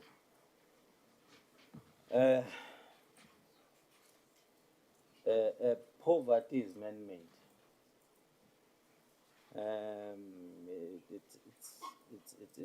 It's a system to keep the poor. Sorry, Honorable Kobaza, is your mic on? Yes, let me come this side. Yes, please. Okay. Poverty is man-made. It is just a system to keep the poor poor and the rich richer. And as a department, we should first understand that this is a system and it is man-made. Some people are benefiting when number of people, as the deputy minister said, 22 million in the grant system out of 66 million in the country.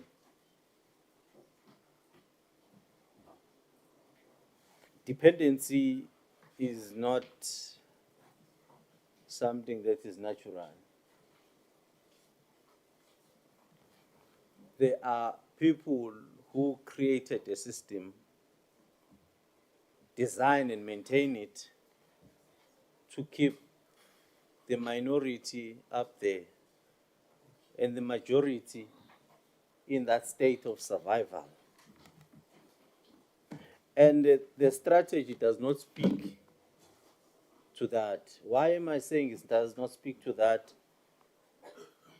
My understanding would be that you have social development nationally dealing with policies and everything, and you will have the provincial departments dealing with the welfare programs.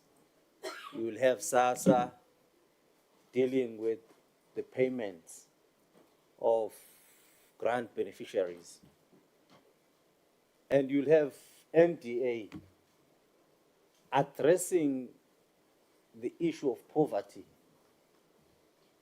And the whole document or strategy does not speak about NDA in terms of eradicating poverty and programs that will actually address that.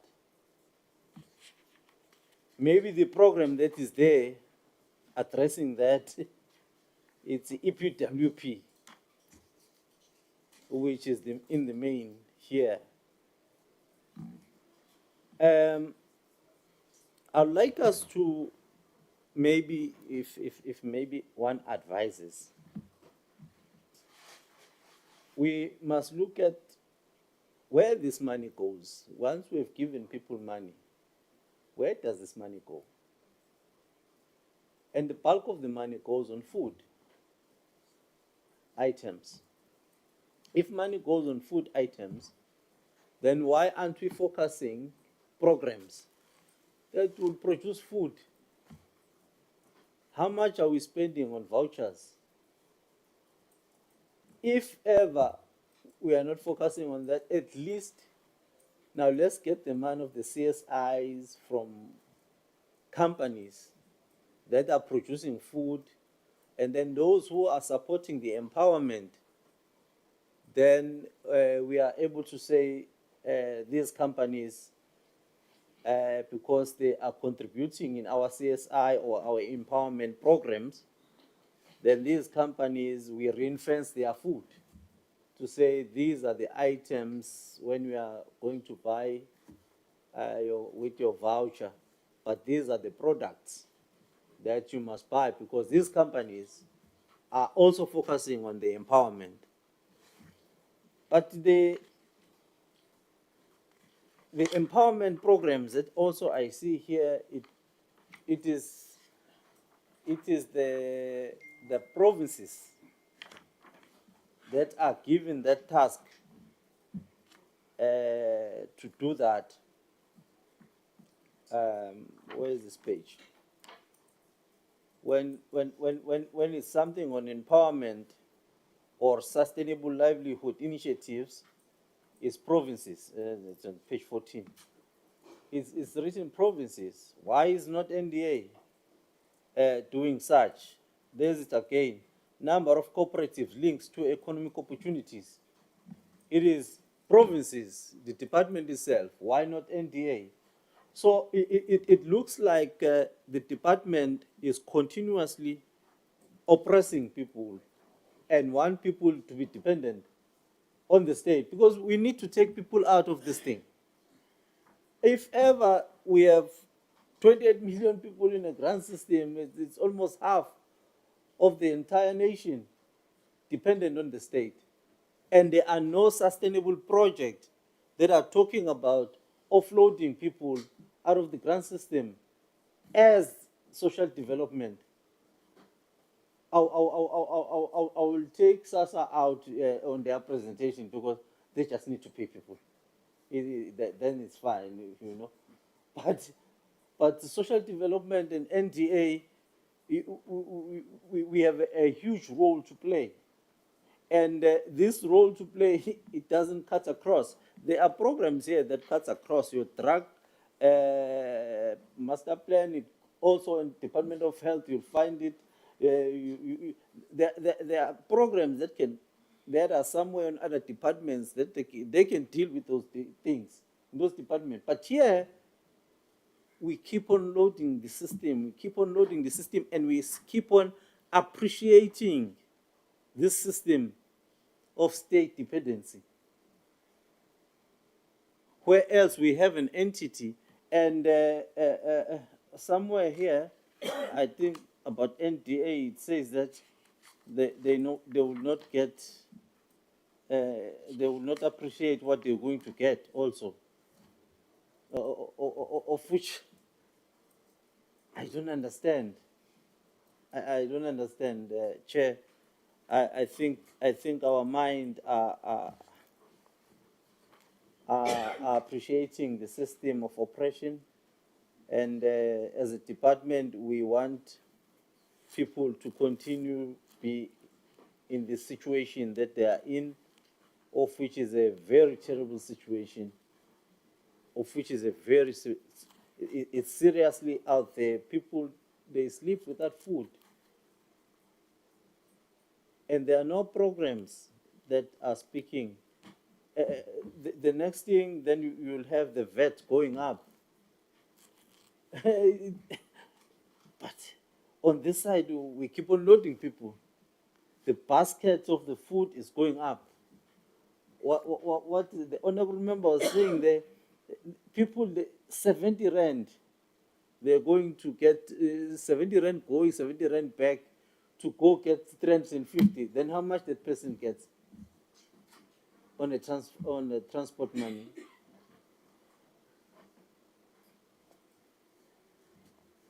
I think we got into our positions and everything, and we got comfortable. I'm not going to get comfortable here. Before I came to be the member, I was eating in the bin now. I had nothing.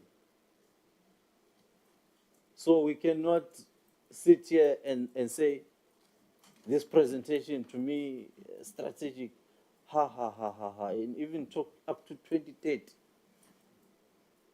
And it does not speak anything about offloading, about serious program undertaking to take people out of the system. Thank you, Chair. Thank you, Honorable Kobaza. for your comments. Actually, what excited me was when they were saying exactly that, that they are working towards getting people out of the system so that people can create their own, make their own livelihoods. That's when I got excited.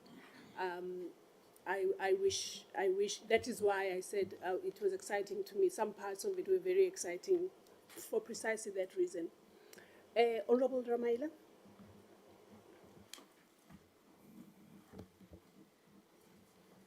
Thank you, Chair. My apology once more for late arrival. And indeed, greetings to the Minister and Deputy Minister in absentia. I thought. Sorry.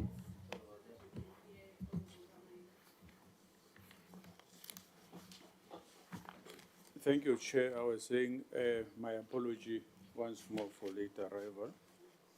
And indeed, greetings to the Minister and Deputy Minister in absentia, the DG and collective and my colleagues here. Maybe let me start by, and I made sure that I don't want to miss this one, that comparing and contrasting the strategic focus areas of the department and that of SASSA.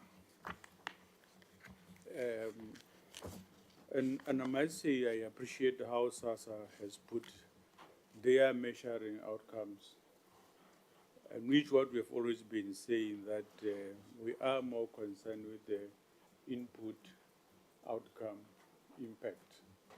And SASSA has exactly done that, and I really need to appreciate it.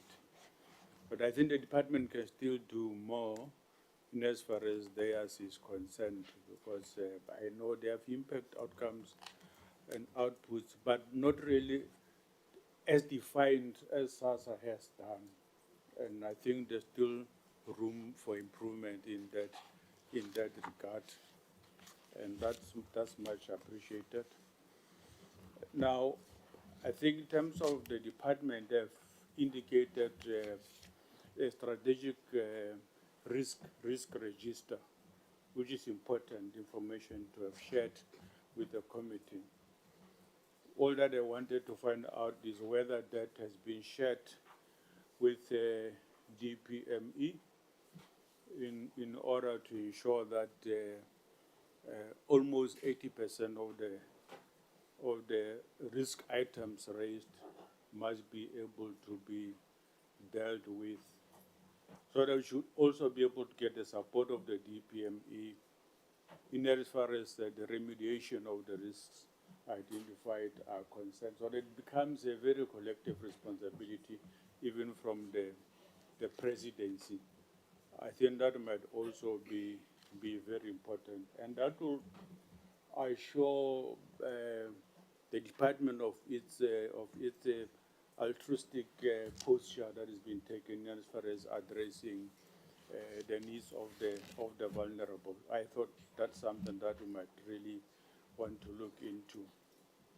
But also to say both the APPs of the department and SASSA, whether those have been shared with AGSA, since there's been a finding previously. AGSA was really questioning the measurability of the APPs, just to find out whether there is a consensus in as far as that is concerned. It's always better to check in advance, so that even when the time of assessment comes, we find that we are singing in one tune with the AGSA. I think that should be something critical to look at. But an overarching question might be with regard to assumptions of the budget in as far as 0.5% VAT increase is concerned, but also in as far as the geopolitical environment that we are living in is concerned. That obviously would have an impact on the budget.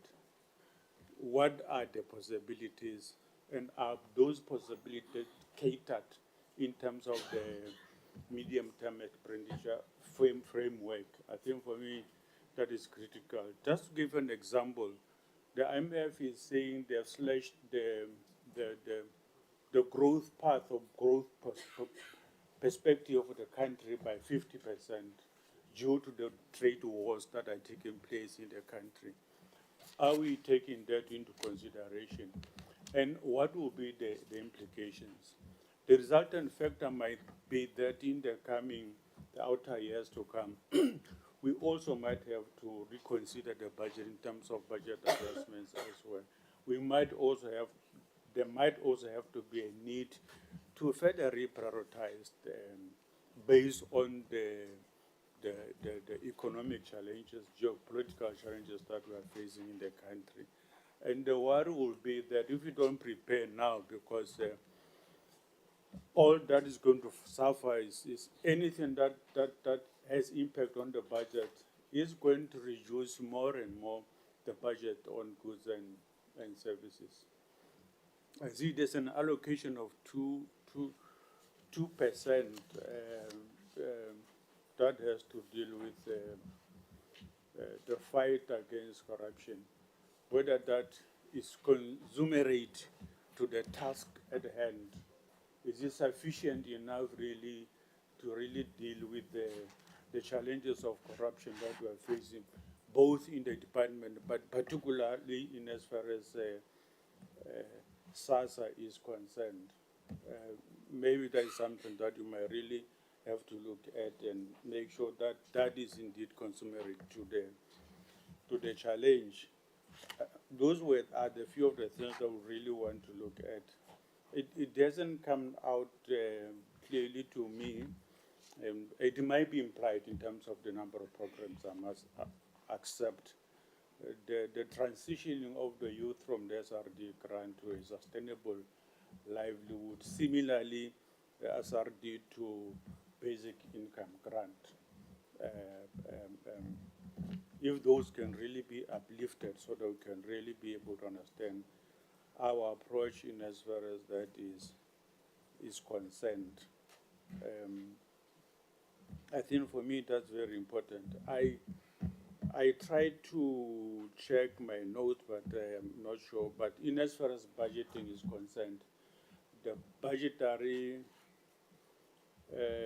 cost implications in as far as employee costs are concerned, I see they are at 49% now. I'm not sure in terms of norms and standards, are we at par with the norms and standards that we are supposed to be at 49%? If the answer is not here, but you may have to get that in a written form. I really just wanted to verify that point because I think it's important. But in terms of the outreach programs, I think maybe we might also, especially SASSA, want to even look at further, looking at schools, community centers and tuition centers and many other centers that we may use so that we are seen being very closer to the people that need the information that must be imparted to them. I think that's something that we really might want to look at. I also want to check because in terms of the water sector, I know, for instance, that municipalities have been owed some monies, and I know in terms of municipality and or utility appropriation, there's 1%. I just want to ask that question, whether as a department or SASSA, do we owe municipalities? And if we do, when are we going to make sure that indeed we honor our debts so that we don't appear in the bad books of the municipalities? I thought that's one important strategic perspective I wanted to give in as far as these plans are concerned. Lastly, Chair, I would also want to appreciate generally DG, the presentations, and indeed support the recommendations of both the department and SASSA. Thank you very much. Thank you so much, Honorable Ramaila. Honorable Abrams? Chairperson, I forgot one question, please, if you allow me. DG also, that's not in this year's APP, but it was in last year's APP, and that is the National Strategy to Accelerate Action for Children. when is that going to cabinet, and why is that not in this AP? Because that is different to the National Plan of Action for Children. So yeah, so it's two different things. It was the NSAAC was in the previous APP. It's not in this one. I don't see it in the action plans. Thank you. Okay. Thank you so much, honorable members. I need to give you my questions as well, but I think I had done some notes as I was going through the presentations, but I think I will send them through to you in writing because they're already typed. And I say that also to say that there is much that has been said in comments by the members, which I think need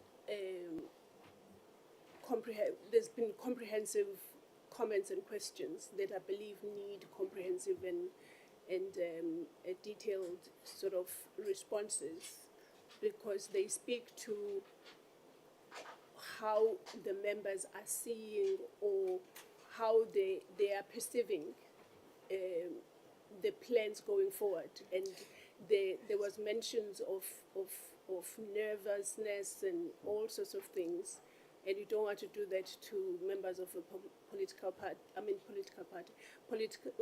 portfolio committee at the start of a financial year that you are strategizing Recording upon. in progress. So I just want to ask members if I should ask that the department and SASSA respond to you in writing,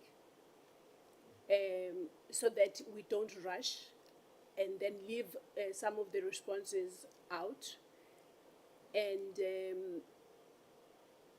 risk then not having these things clarified, because I think most of the questions are really where we were taking through them in the presentations, but maybe there was not sufficient clarity on some of them. And so we might need to offer that in our responses. The other reason why I am asking that, this one reason is for me the primary one, but the secondary one is this one, that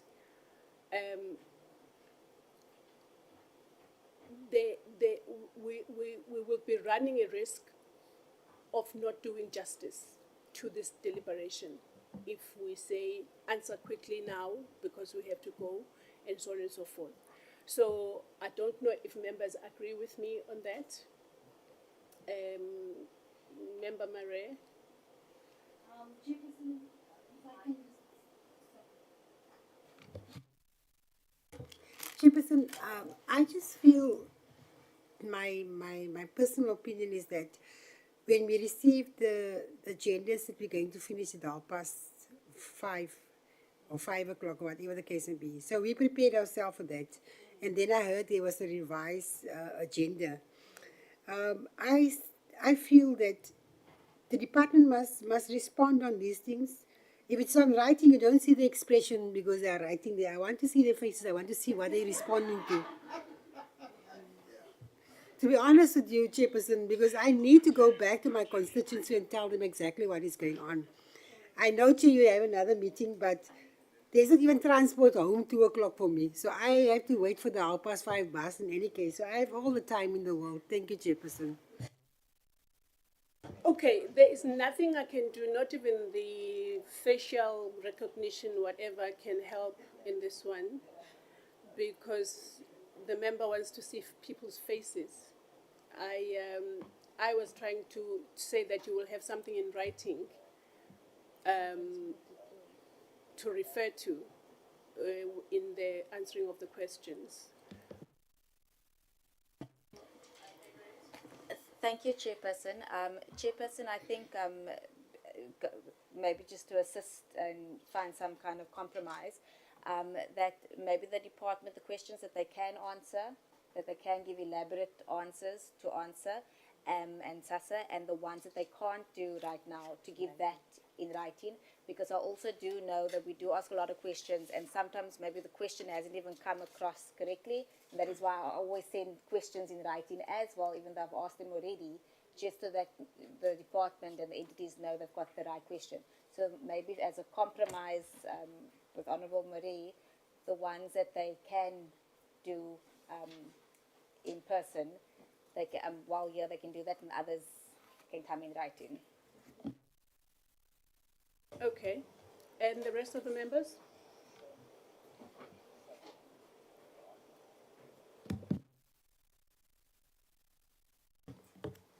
Thank you, Chair. I think we are amenable to a compromise that says they can take those that they can take, and they largely, I think, responding in writing will be preferable. Thank you. Thank you very much. Even if I said we must recommend, but no problem. Even the return something is fine. Right. DG, you have heard what the members feel about this. And I know that I also appreciate the fact that we had said that this meeting was going to go on until 4 o'clock, because we wanted everybody to be satisfied about what they have given as their questions and what the responses are. So the questions that I had actually have been partly covered by members, because I also wanted to just mention that I hadn't seen anything on the time frames to ensure that the Office of the Rights of the Child moves from DSD to the presidency. I mean, this was agreed, I believe, already in 2020, and there's no progress. So I would like to know, the time frames of this. When is it going to happen? How is it going to happen? How far have we progressed in making sure that this happens? Because also the Honourable Abrahams was talking about the National Strategy on Accelerating the Action for Children, which refers to the NPAC 5 as the implementation plan, but we need to know that is happening, that the merging or the transition from NPAC is transitioning into to NSEC and so on and so forth. Just the silence in these departments, in these plans about this issue is making me nervous. That is what is making me nervous. So we need to make sure that this is taken care of. And also I would like, the strategy talks about the integrated poverty alleviation strategy, which I would like to know if one can have a copy of. And also it talks about the guidelines for social services practitioners that will be used to enable access to HIV services.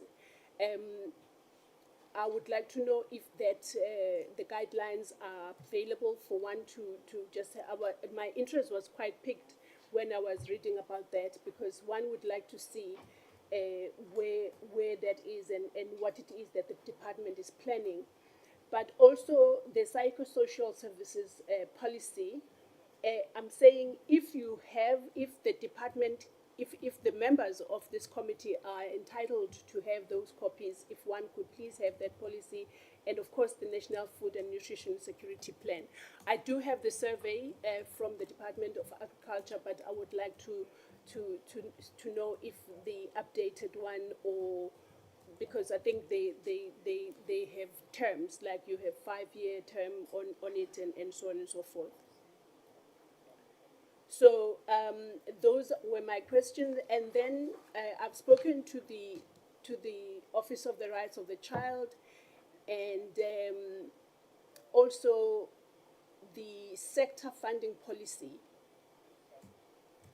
There is no mention. I didn't see a mention of the sector funding policy in the APP of the department, and because this is supposed to be facilitate, these are my notes, that is supposed to be facilitating improvements in provincial DSD budget transfers to NPOs, and we know the situation with the NPO funding and things like that. And I was excited again to hear that there has been workshops that have been held in the Khutla formats that is trying to make it a point that the portfolio of social development is working together at national with province. So I would like to know where we stand on that issue. And the issue of the child support grant, the department has always made sure that they have an APP that is specifically focused on increasing the uptake of this child support grant. And I heard earlier on that now we are concentrating on under 2 to make sure that we increase that. And I just want to know what happened to the under 1. I know that it was also mentioned that we are not abandoning the under 1, but I'm just worried that if we relax the handle on the under 1, we might lose sight of it, because now we are fixing our efforts or our sights on the under 2. And that is a worry for me, because therein comes an issue of the stunting that we're talking about. And I just would like to be clarified on that issue. And all mine can come back in writing. I do not have a problem with that. And also the issue of, I also had a comment on the reviews by the Budget Technical Committee, and I would like to know,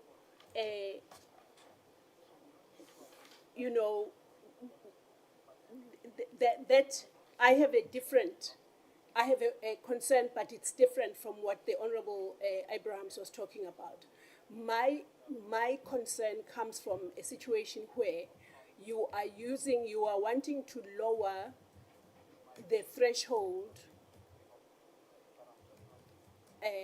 that of an amount of a salary that is based on a mother and let's say on an average 2 children. So by the time you have divided this money, which is irresponsible, like the Honorable Abrams was saying, for all these payments, payment for electricity, for water, for transport, by the time it is actually focusing on taking care of a child, there's almost nothing left. So you are saying you are going to decrease even that. So you can't, because with the COVID SRD grant, we are looking at one person. We are saying 370 Rand for Bridget Masango. We are not looking at Bridget Masango and Ketutula Masango and all these dependents that she has. And we are saying, for me, it's comparing apples with oranges and wanting to do a review on a misleading basis. And that is going to end up depriving the child again of this life-saving food that they must have to at least survive and survive healthy as well. As you know, I have this thing about this stunting that's going on that is not moving. I have not heard of any changes in this 28% in the stunting statistics of this country. So I'm always just very sensitive when it comes to that. And the issue of the presentation that talks to the Treasury,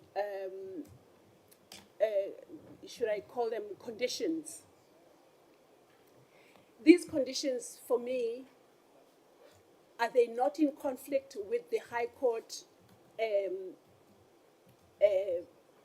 what the High Court found?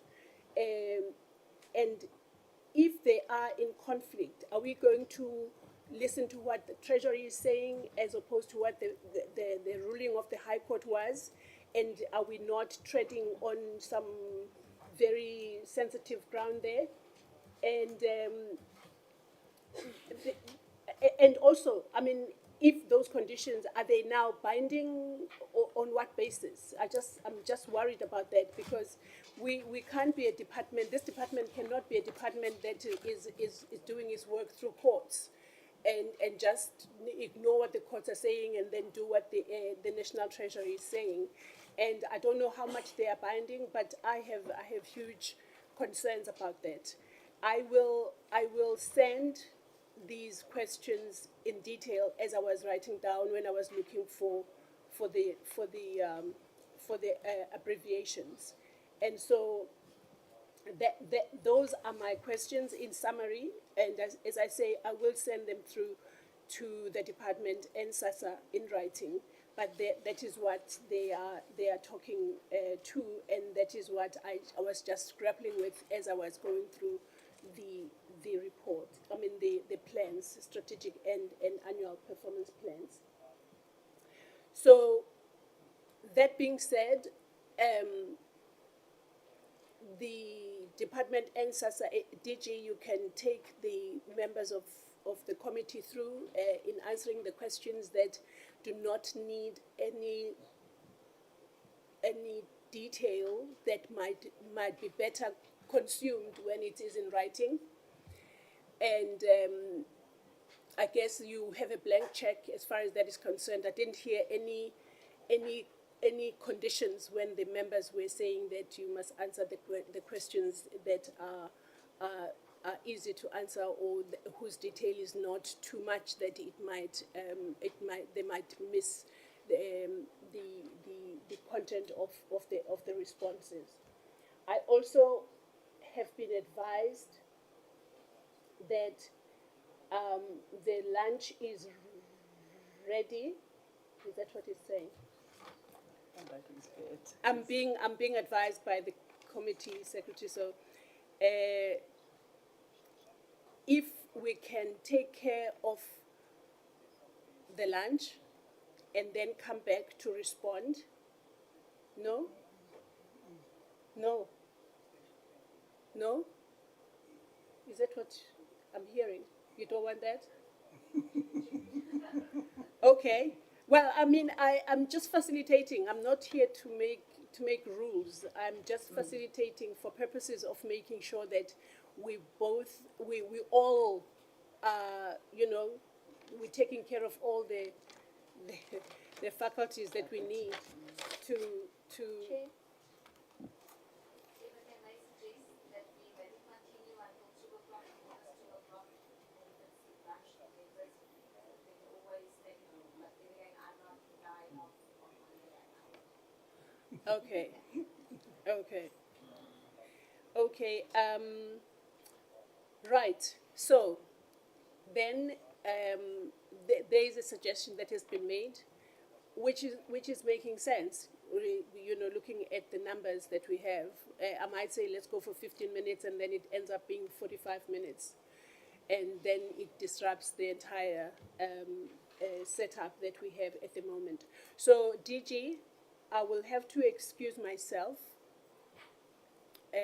for the remainder of the meeting. Secretary, what do we need? Do we need someone to come and sit here? Yes, Chair. Now that our meeting has streamlined and you want to be here, there will be that process of electing the acting chairperson in your absence in terms of the rules of the National Assembly. I was trying to avoid that, but it cannot be avoided, because I do need to attend to the issues. Yes. Chair, up to what time do you have? If you can, you still have some time. Oh, but you were ready to go up to some time. No, I wasn't. Oh, okay.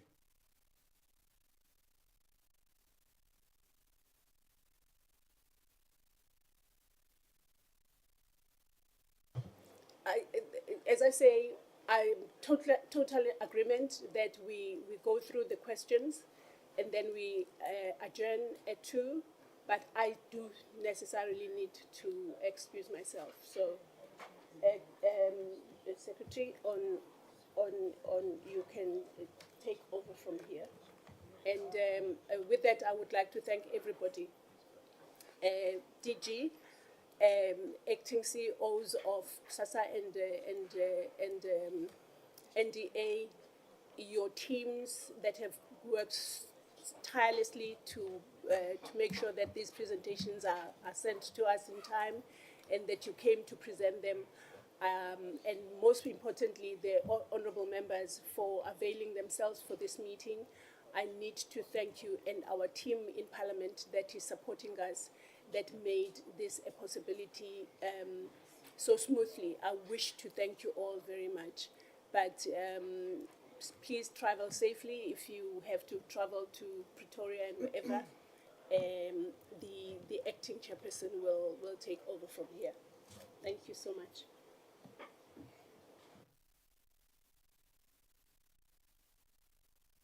Thank you very much, Chair.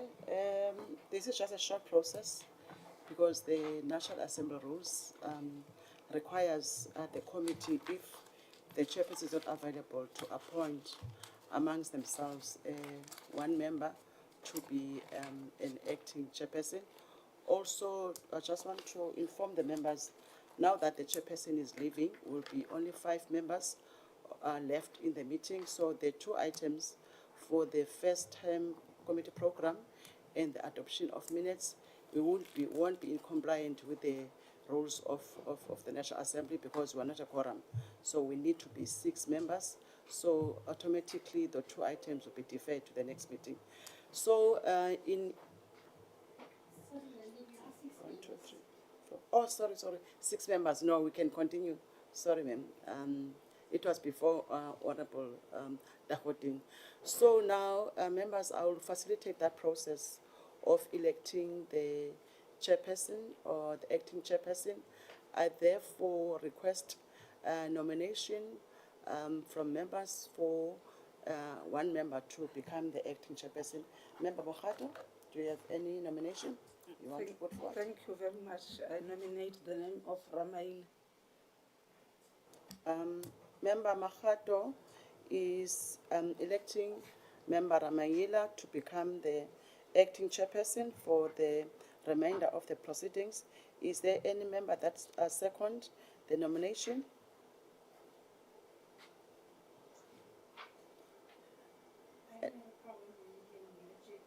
Okay. Okay, Mare. Okay. Member Mare seconds the nomination of Member Ramayila. Any further nominations? There are no further nominations. Therefore, pronounce Member Ramayila as the acting chairperson for the remainder of the proceedings. Member Ramayila, you may come to the front and take the committee up in your hands. Thank you very much and congratulations. Thank you.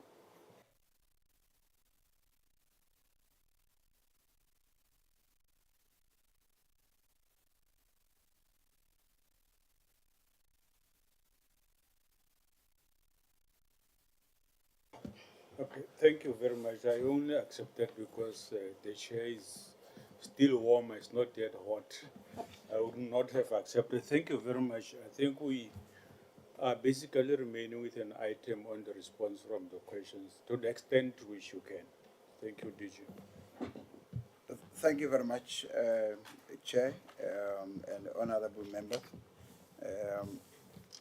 As I think alluded, some of the questions might need us to provide explanations in terms of the broader response that we are supposed to provide. There are so many questions that have been asked, which I think some of them we will try our level best to answer, especially for those that are relates to what we have presented here. I will also ask members for my team to respond to some of the questions. I think all the branches are represented in terms of the questions that relates to those ones. And also I will then also hand over to SASSA once DSD is complete. There were specific questions that I think I will request there are others that are overarching questions in terms, some of them says, why is this not here? Why is it not covered? What happens to other issues that you raised? Those ones I will take, I'll go through them myself. And some of them is advice in terms of what we're supposed to look at. And I think maybe let me first appreciate all the questions. Some of them are very guiding questions that we have, and so that we can go through it.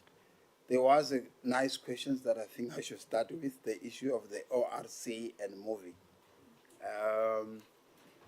Yeah, it's not so, my answer is that it is not so obvious that it must go. Remember, for a function to move from one department to another, in terms of the law, the president must declare it. It's called declaration, proclamation. It must be proclaimed either during SONA or in writing and say, this function will go there. The president has never done that, and that was the issue all along, even for the past 3-4 years back. It has never been. There has been also some approach that presidency implemented, which was the issue of we need to have a committee, technical committee, to look at movement of some functions from one department to another. This one was on it. It's not yet complete. But in between, there was a strategy that was developed by presidency, which is called an overarching. Actually, it's our suggestion that it must be called a country strategy on children. That is still, we agreed that we are going to take it to cabinet so that it becomes an overarching one. But while we were en route to cabinet, the department were in the document, somewhere in between, is one of the chapters, it says, once approved by cabinet, it will go to the Department of Women and Human Youth and People with Disability. And the department objected and said, no, we don't know about this one. You can't just bring. So we are at that stage where we are discussing with the Department of Women, the Youth and People with Disability. Once they agree, it's already submitted to cabinet for presentation, so that once they agree, we'll look at UNMOC, how will it agrees, and how we will then implement that. And so those are the technicality issues that are problematic. We working with that, and we hope that, I think, within this quarter we'll be able to deal with that. Even yesterday I was looking at whether at the official level we have agreed. They said they will be able to do that, but at the political level there's still a lot of work that needs to be done. That means they need to clarify that issue. The second issue was the issue of the poverty alleviation strategy. The poverty alleviation strategy was drafted and finalized. But what happened to the strategy was the country adopted it as a founding document for the development of MTDP. So if you look at the whole MTDP document, it has got all the pillars of that, meaning that strategy was developed on from ourselves, with presidency and other government, other 13 departments that we have. And they then infused as a country strategy that must be coordinated by presidency itself. We are in the process where the coordination mechanism need to be finalized at the Deputy President office, and it's infused in all. If you look at the economic growth, if you look at job creation, it has got a lot of pillars in the strategy that is infused throughout government department. We contribute through SASSA and the social assistance and the linking program that we have in the strategy. So you won't find it anywhere because it must be what we envisage, which is a serious fight, I think, in the country. You realize that if something is coordinated by a department and is done by everyone, you tend not to get the result of it because you are not. So presidency need to. We requested that an IMC is created and the deputy president as head of business must lead that, and all government departments must come and report on what they are doing so that we can have, when the state SA produces the report on the poverty, each department will say what. And a lot of money is everywhere in government. In its creation, we met with everyone. And National Treasury, actually, they are the one that says you can't go to a department. It needs to be coordinated at the presidency level because it's what everyone need to report on it. The National Household Food and Security Plan, the chairperson requested a document. There is a second one that has been developed. We participate in the provision of food in different areas in DSD, and together with Education, Department of Health, and Agriculture, and a small business. In terms of that, it's a much more it's coordinated by ourselves and the agriculture. The sector funding policy, we have developed it, we are implementing it. It's not on the APB, but it's on the operational plan. It is the implementation of the sector funding policy. We are continuing implementing it. Yesterday, you were there in a meeting, Honorable Abrams. We presented, you saw what we were presenting. That is the implementation of the National Household Food Security Plan. That is the sector funding policy that we have, which we assist provinces. We were able, even now, we can tell you what's happening in Gauteng in terms of what we are supposed to, how we're supposed to deal with.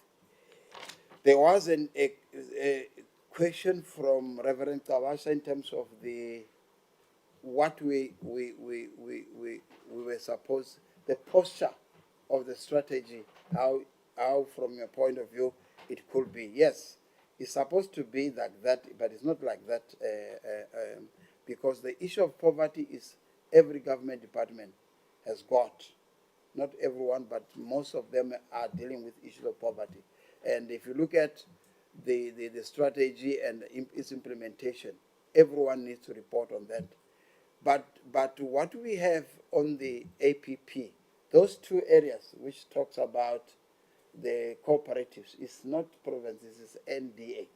Specifically, if you look at the document, it's NDA that are doing those in the MTDP. We have put it there as part and parcel of theirs, together with others. Remember what they are doing also is issue of local economic empowerment. And we in the department, one of the areas there, if you look at the approach that we have, we talk about focusing on 2.9 million households that are linked to sustainable livelihood over the period of 5 years. What it means is that in 5 years' time, over 3 million households, the number of people will be, the average household is about 3.5, which is about 10 million people need to be sustainable, need to be empowered.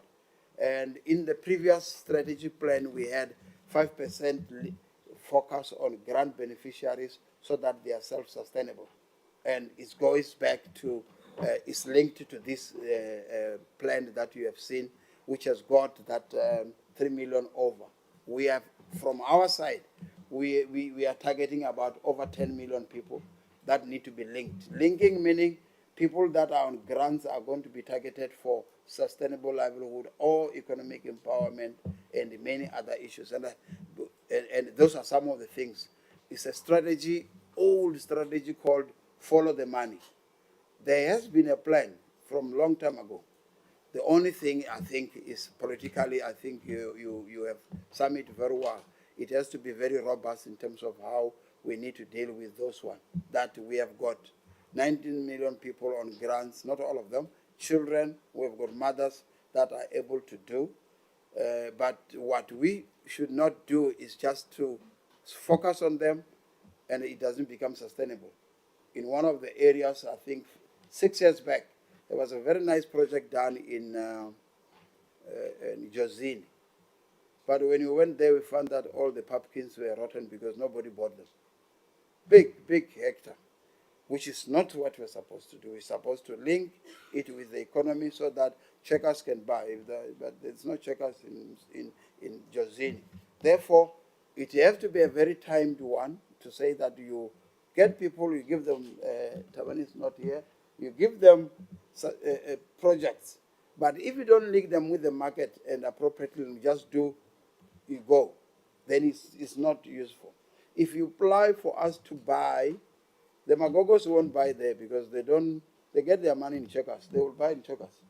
So you are going to be having a farm next door here, but nobody's going to buy it. So in other words, what we're doing is follow the money strategy must be planned appropriately and linked with the economy, and make sure that whatever, if it's something that they buy food, they will be able to. But you must also know that there's an element of mind changing whether they will buy. People don't just buy on the street even when you sell, because they take their food and they bake somewhere. So it is something that it has to be, and this has been a serious discussion in the country, that we should look at what we are supposed to do. That's why you find the number in 5 years, 3 million houses over the year, which 3,000 houses equivalents to about 10 to 15 million people in the country, if you look at the household in. And which means in terms of, if those people are in those houses, it will mean that if you want to reduce the number of people that are poor, which is close to 35 million, you will have reduced a little bit on terms of those ones. So that's, but we appreciate that thinking in terms of how it's supposed to be done. And this is something that we need to. What we also, I need also to, there were some overarching issues that I should go there. Honorable Mare, our thinking is exactly what you are thinking, but there is a thinking and there is a plan, not yet implemented. Because when you're sitting at Pretoria, you won't know whether the offices are closed, even for a period of 2 weeks, unless you send it to us. We want to establish a system where there is strict quarterly monitoring on the targets that we are dealing with, and also the visitation of areas, which you call the monitoring visit for different areas in provinces. You will become our eyes and ears in terms of areas that you pick up. Then you will be able to deal with that. But there are other issues that are administrative in provinces, which won't need national to report on. But it needs yourselves to ask questions so that they are clarified, and there's things that we're supposed to do. I think that is how we are saying we are going to deal with that in terms of that. There are so many NPOs that are funded, there are so many services. We will visit all of them to ensure that they are up to standard. But you must also know that we're working with the Department of Public Works, where in most of the infrastructure that we have are dilapidated and they are old and they are not being repaired accordingly in time. I will, while I'm still thinking about other things, let me ask Wolfe Issa. There's so many questions, but what you could take, there was an issue of the child register, what it is, the HIV/AIDS drug master plan, treatment center, and GBF. Over to you, Issa.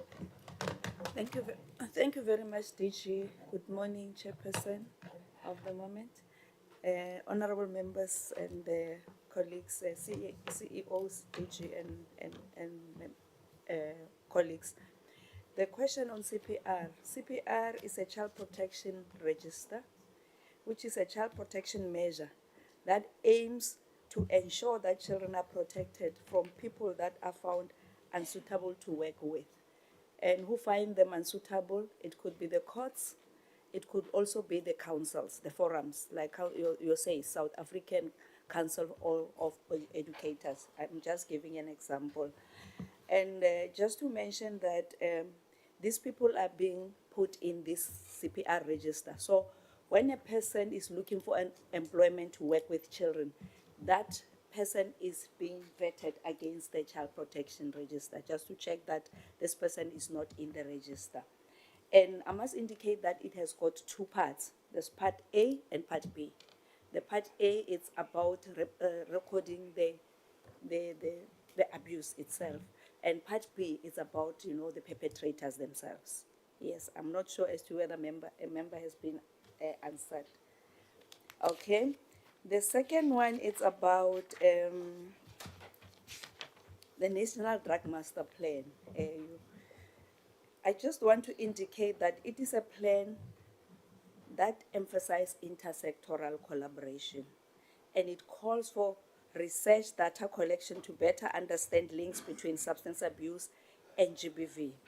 While, Honorable Member, I cannot predict that the final product will look like, but just to affirm that the final product will take into consideration, the social ills, other social ills such as your GBV and substance abuse, because there's a relationship between them. Now, the issue of child abuse and elderly abuse, what is a plan for that? We are very much concerned as the department that, despite the fact that we've got interventions that we have put in place, both at prevention level and at response level, but these issues keeps on escalating. And I must mention that we've got, programs such as the 365 days, where we basically intensify our awareness in terms of, elder abuse and also child abuse. But these are still, escalating, and therefore we are looking at the fact that maybe we need to do a review, reflection on the interventions that we are having, and try to look at the gaps and ensure that we are really looking at them. But I must indicate that this is a reflection of the crisis that we are having with the family as a unit, because the family as a unit is the one that is supposed to protect, its members. People must feel safe in families, and these abuses and abuses and sexual abuse are happening within a family. And therefore, it just says that we really need to invest in strengthening our families, because families are going through a lot, and as such, they have also lost their integrity in terms of protecting their own members. And we can all agree that stable, healthy families are at the heart of strong societies. So if our families are not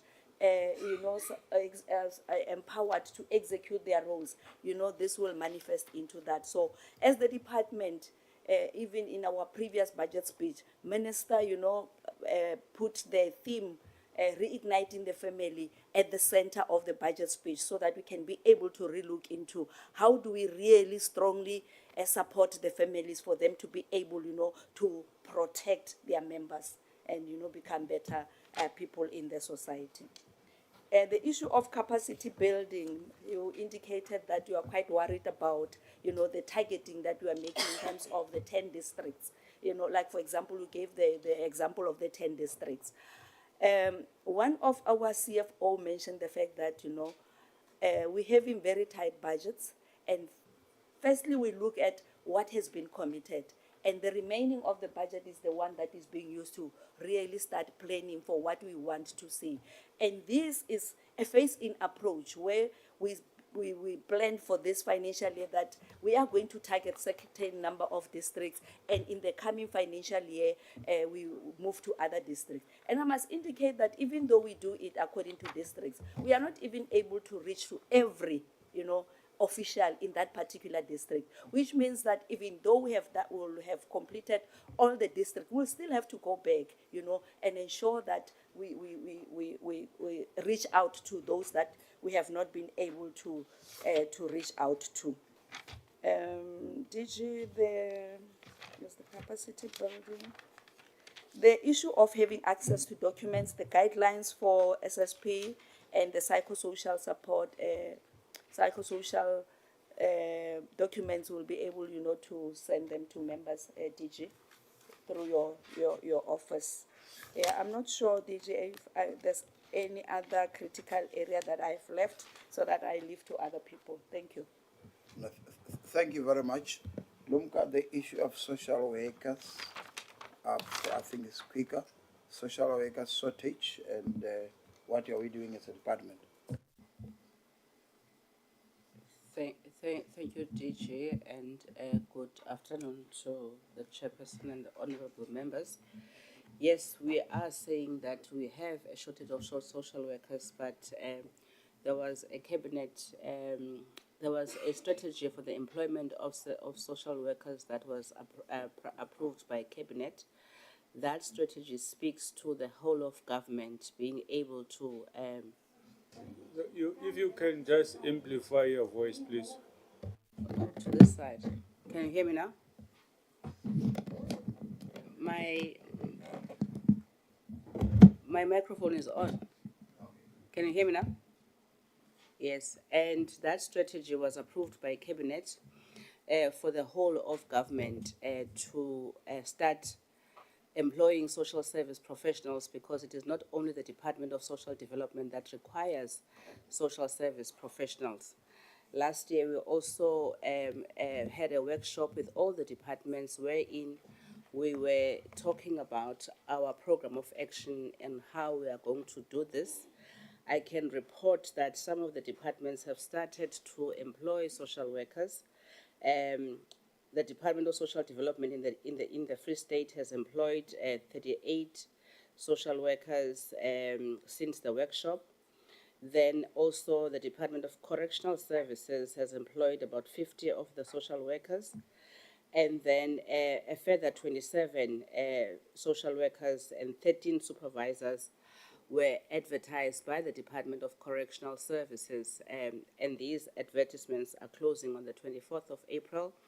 Whilst we are working with also other departments, the Minister has also made a commitment that we will start going as well to the private sector, because we have been told by Treasury that there is no budget for the employment of social service professionals. This is why then we have embarked on making sure that not only the Department of Social Development will require these services. In basic education, social service professionals are needed at different and various departments, because our social ills cut across the length and breadth of the country. So this is why then this strategy was then also approved by Cabinet for the implementation by the entire government. Thank you very much. Thank you very much. Lumka, there's one from Comprehensive Social Security. Brenda is here. I think there's some few one of those. Can I ask Brenda to give us the response?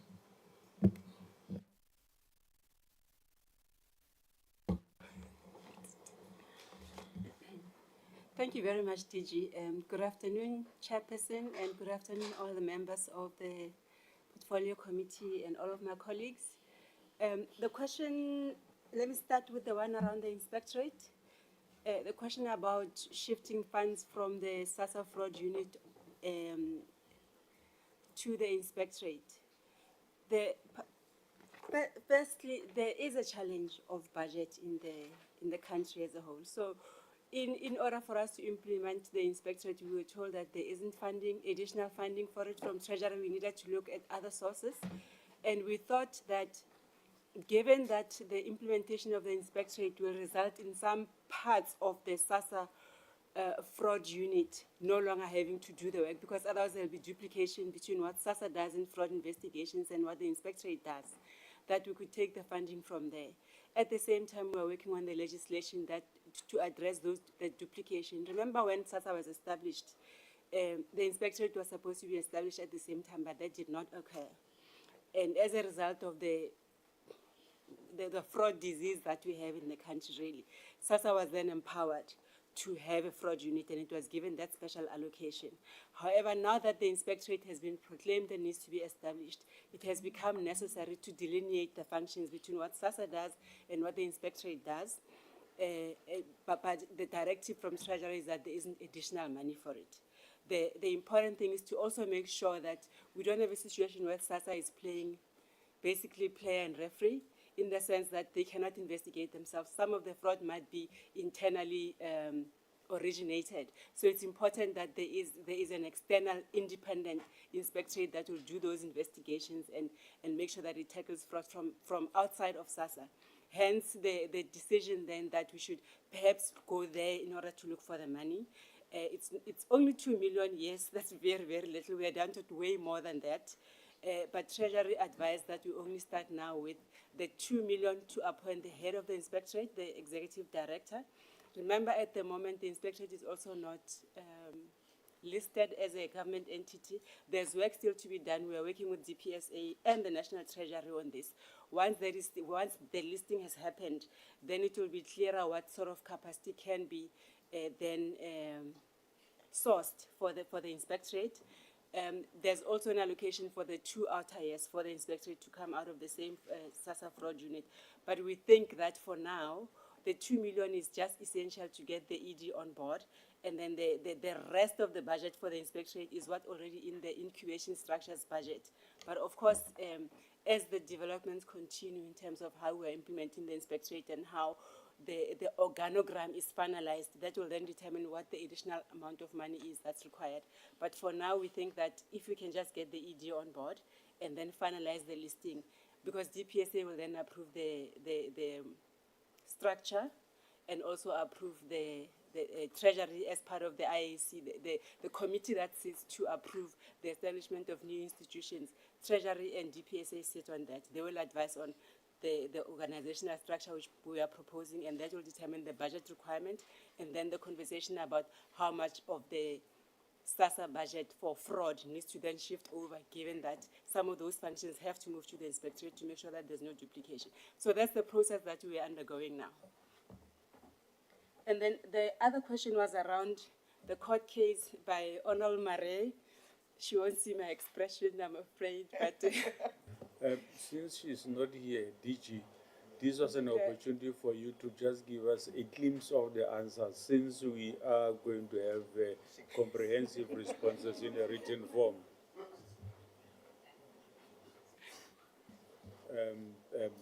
I think that unless Honorable Marie would want to hear that last part, let's give her an opportunity and you just quickly round up your response. So thanks. Honorable Maria, I was saying you won't hear the answer to the question you asked around the BIS and the court case. So I'm happy that you came back. So in short, the court case, the DSD and SASSA have appealed it, and we've been given leave to appeal the court case. So at present, that judgment is suspended until the final ruling is made as a result of the appeal. So at the moment, we can't implement or will not implement any of the judgment yet. So it doesn't, at this stage, have a very direct impact yet. But on the BIS, the implementation date, we can't say, because the policy hasn't been approved yet. We took it to Cabinet for request just to consult finally on it. We still have to do those consultations. It's only when Cabinet has approved it that we will then have to bring it to this committee, to Parliament, basically, for Parliament to process the legislation. So it's going to require legislative change. It's not going to be implemented in the current year. There are still other processes to follow. Thanks very much. I think those are the only 2 questions for Social Security. The others we dealt with DG around the grants and linking to other sustainable livelihoods. I think we should give, given time, the opportunity to the DG to just sum up the responses if there's any gaps in between. DG? Thank you very much. Yeah, I think to just give a glimpse, yes, we appreciate the comments And I think, honorable members, you should be aware that whatever you comment, you say, we take it very seriously, because it's something that provides us with what is required and how do we need to do our work to satisfy the citizens that we have. In no time that when you say you are troubling us, in actual fact, we always say write to us so that we will be able to respond to you, to all the questions. And we want to thank the honorable members for those questions. What we are going to do, we brought people to write the questions as we ask them. We will provide answers to the questions that you have asked. But if there are any other issues, you can phone so that you can clarify some of the issues, because it's important. If it's important, if it needs an urgent like tomorrow, we are welcoming that so that we can work together, and as you provide your oversight. Let me. I want to allow SASSA. You've got so many, so there's 2 minutes. You wanted to respond.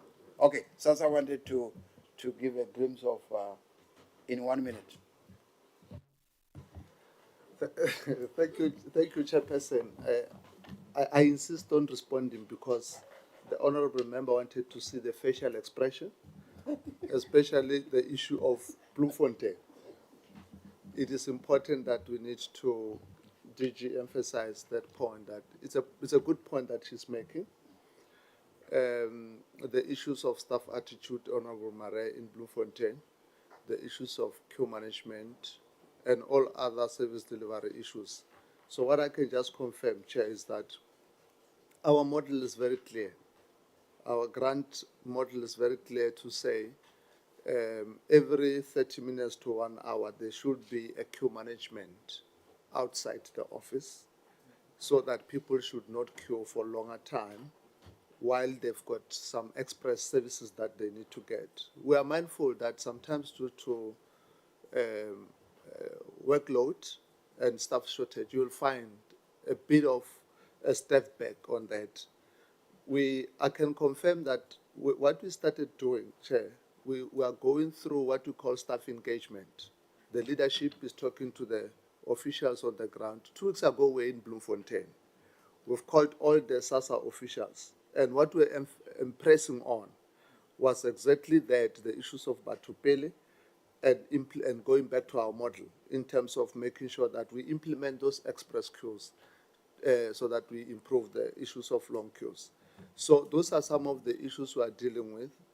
And we have a committee that look at what we call rationalization and reprioritization of staffing, because we are aware that the staffing capacity, once you put people in the outreach, there's also a huge pressure that is happening in the local offices. So what we do in terms of rationalization, we will take officials from different offices just to augment and deploy them to where the needs is. So, but we'll further do a serious investigation on this one so that when we provide the written responses, we're able to provide tangible issues to the committee. And just to confirm again, Chair, that the issue of Auditor General looking at our strategic plan, they've done that. We've taken it to them so that they assist us in reviewing the plan. That has been done. So when we finalized the plan, it was with the incorporation of the input from the Auditor General. So I think other issues indeed will definitely, through you, Chair, to DG, will package them in writing and submit to the committee. Thank you. Thank you, DG. The deadline for written responses is the 29th, which is Tuesday next week. Yes, which is Tuesday next week. And I think we should encourage honorable members when they are playing their oversight role and they come across situations or circumstances like those Honorable Mare came on, should be able to notify the department as soon as possible so that even the department and SASSA should be able to respond directly to honorable members even before we come to sittings like these ones. And I guess that summarizes the Honorable Mare. Yeah.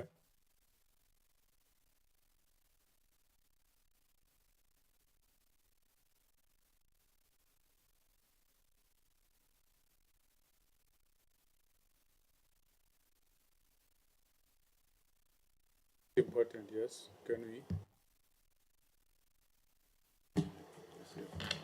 No, thanks very much.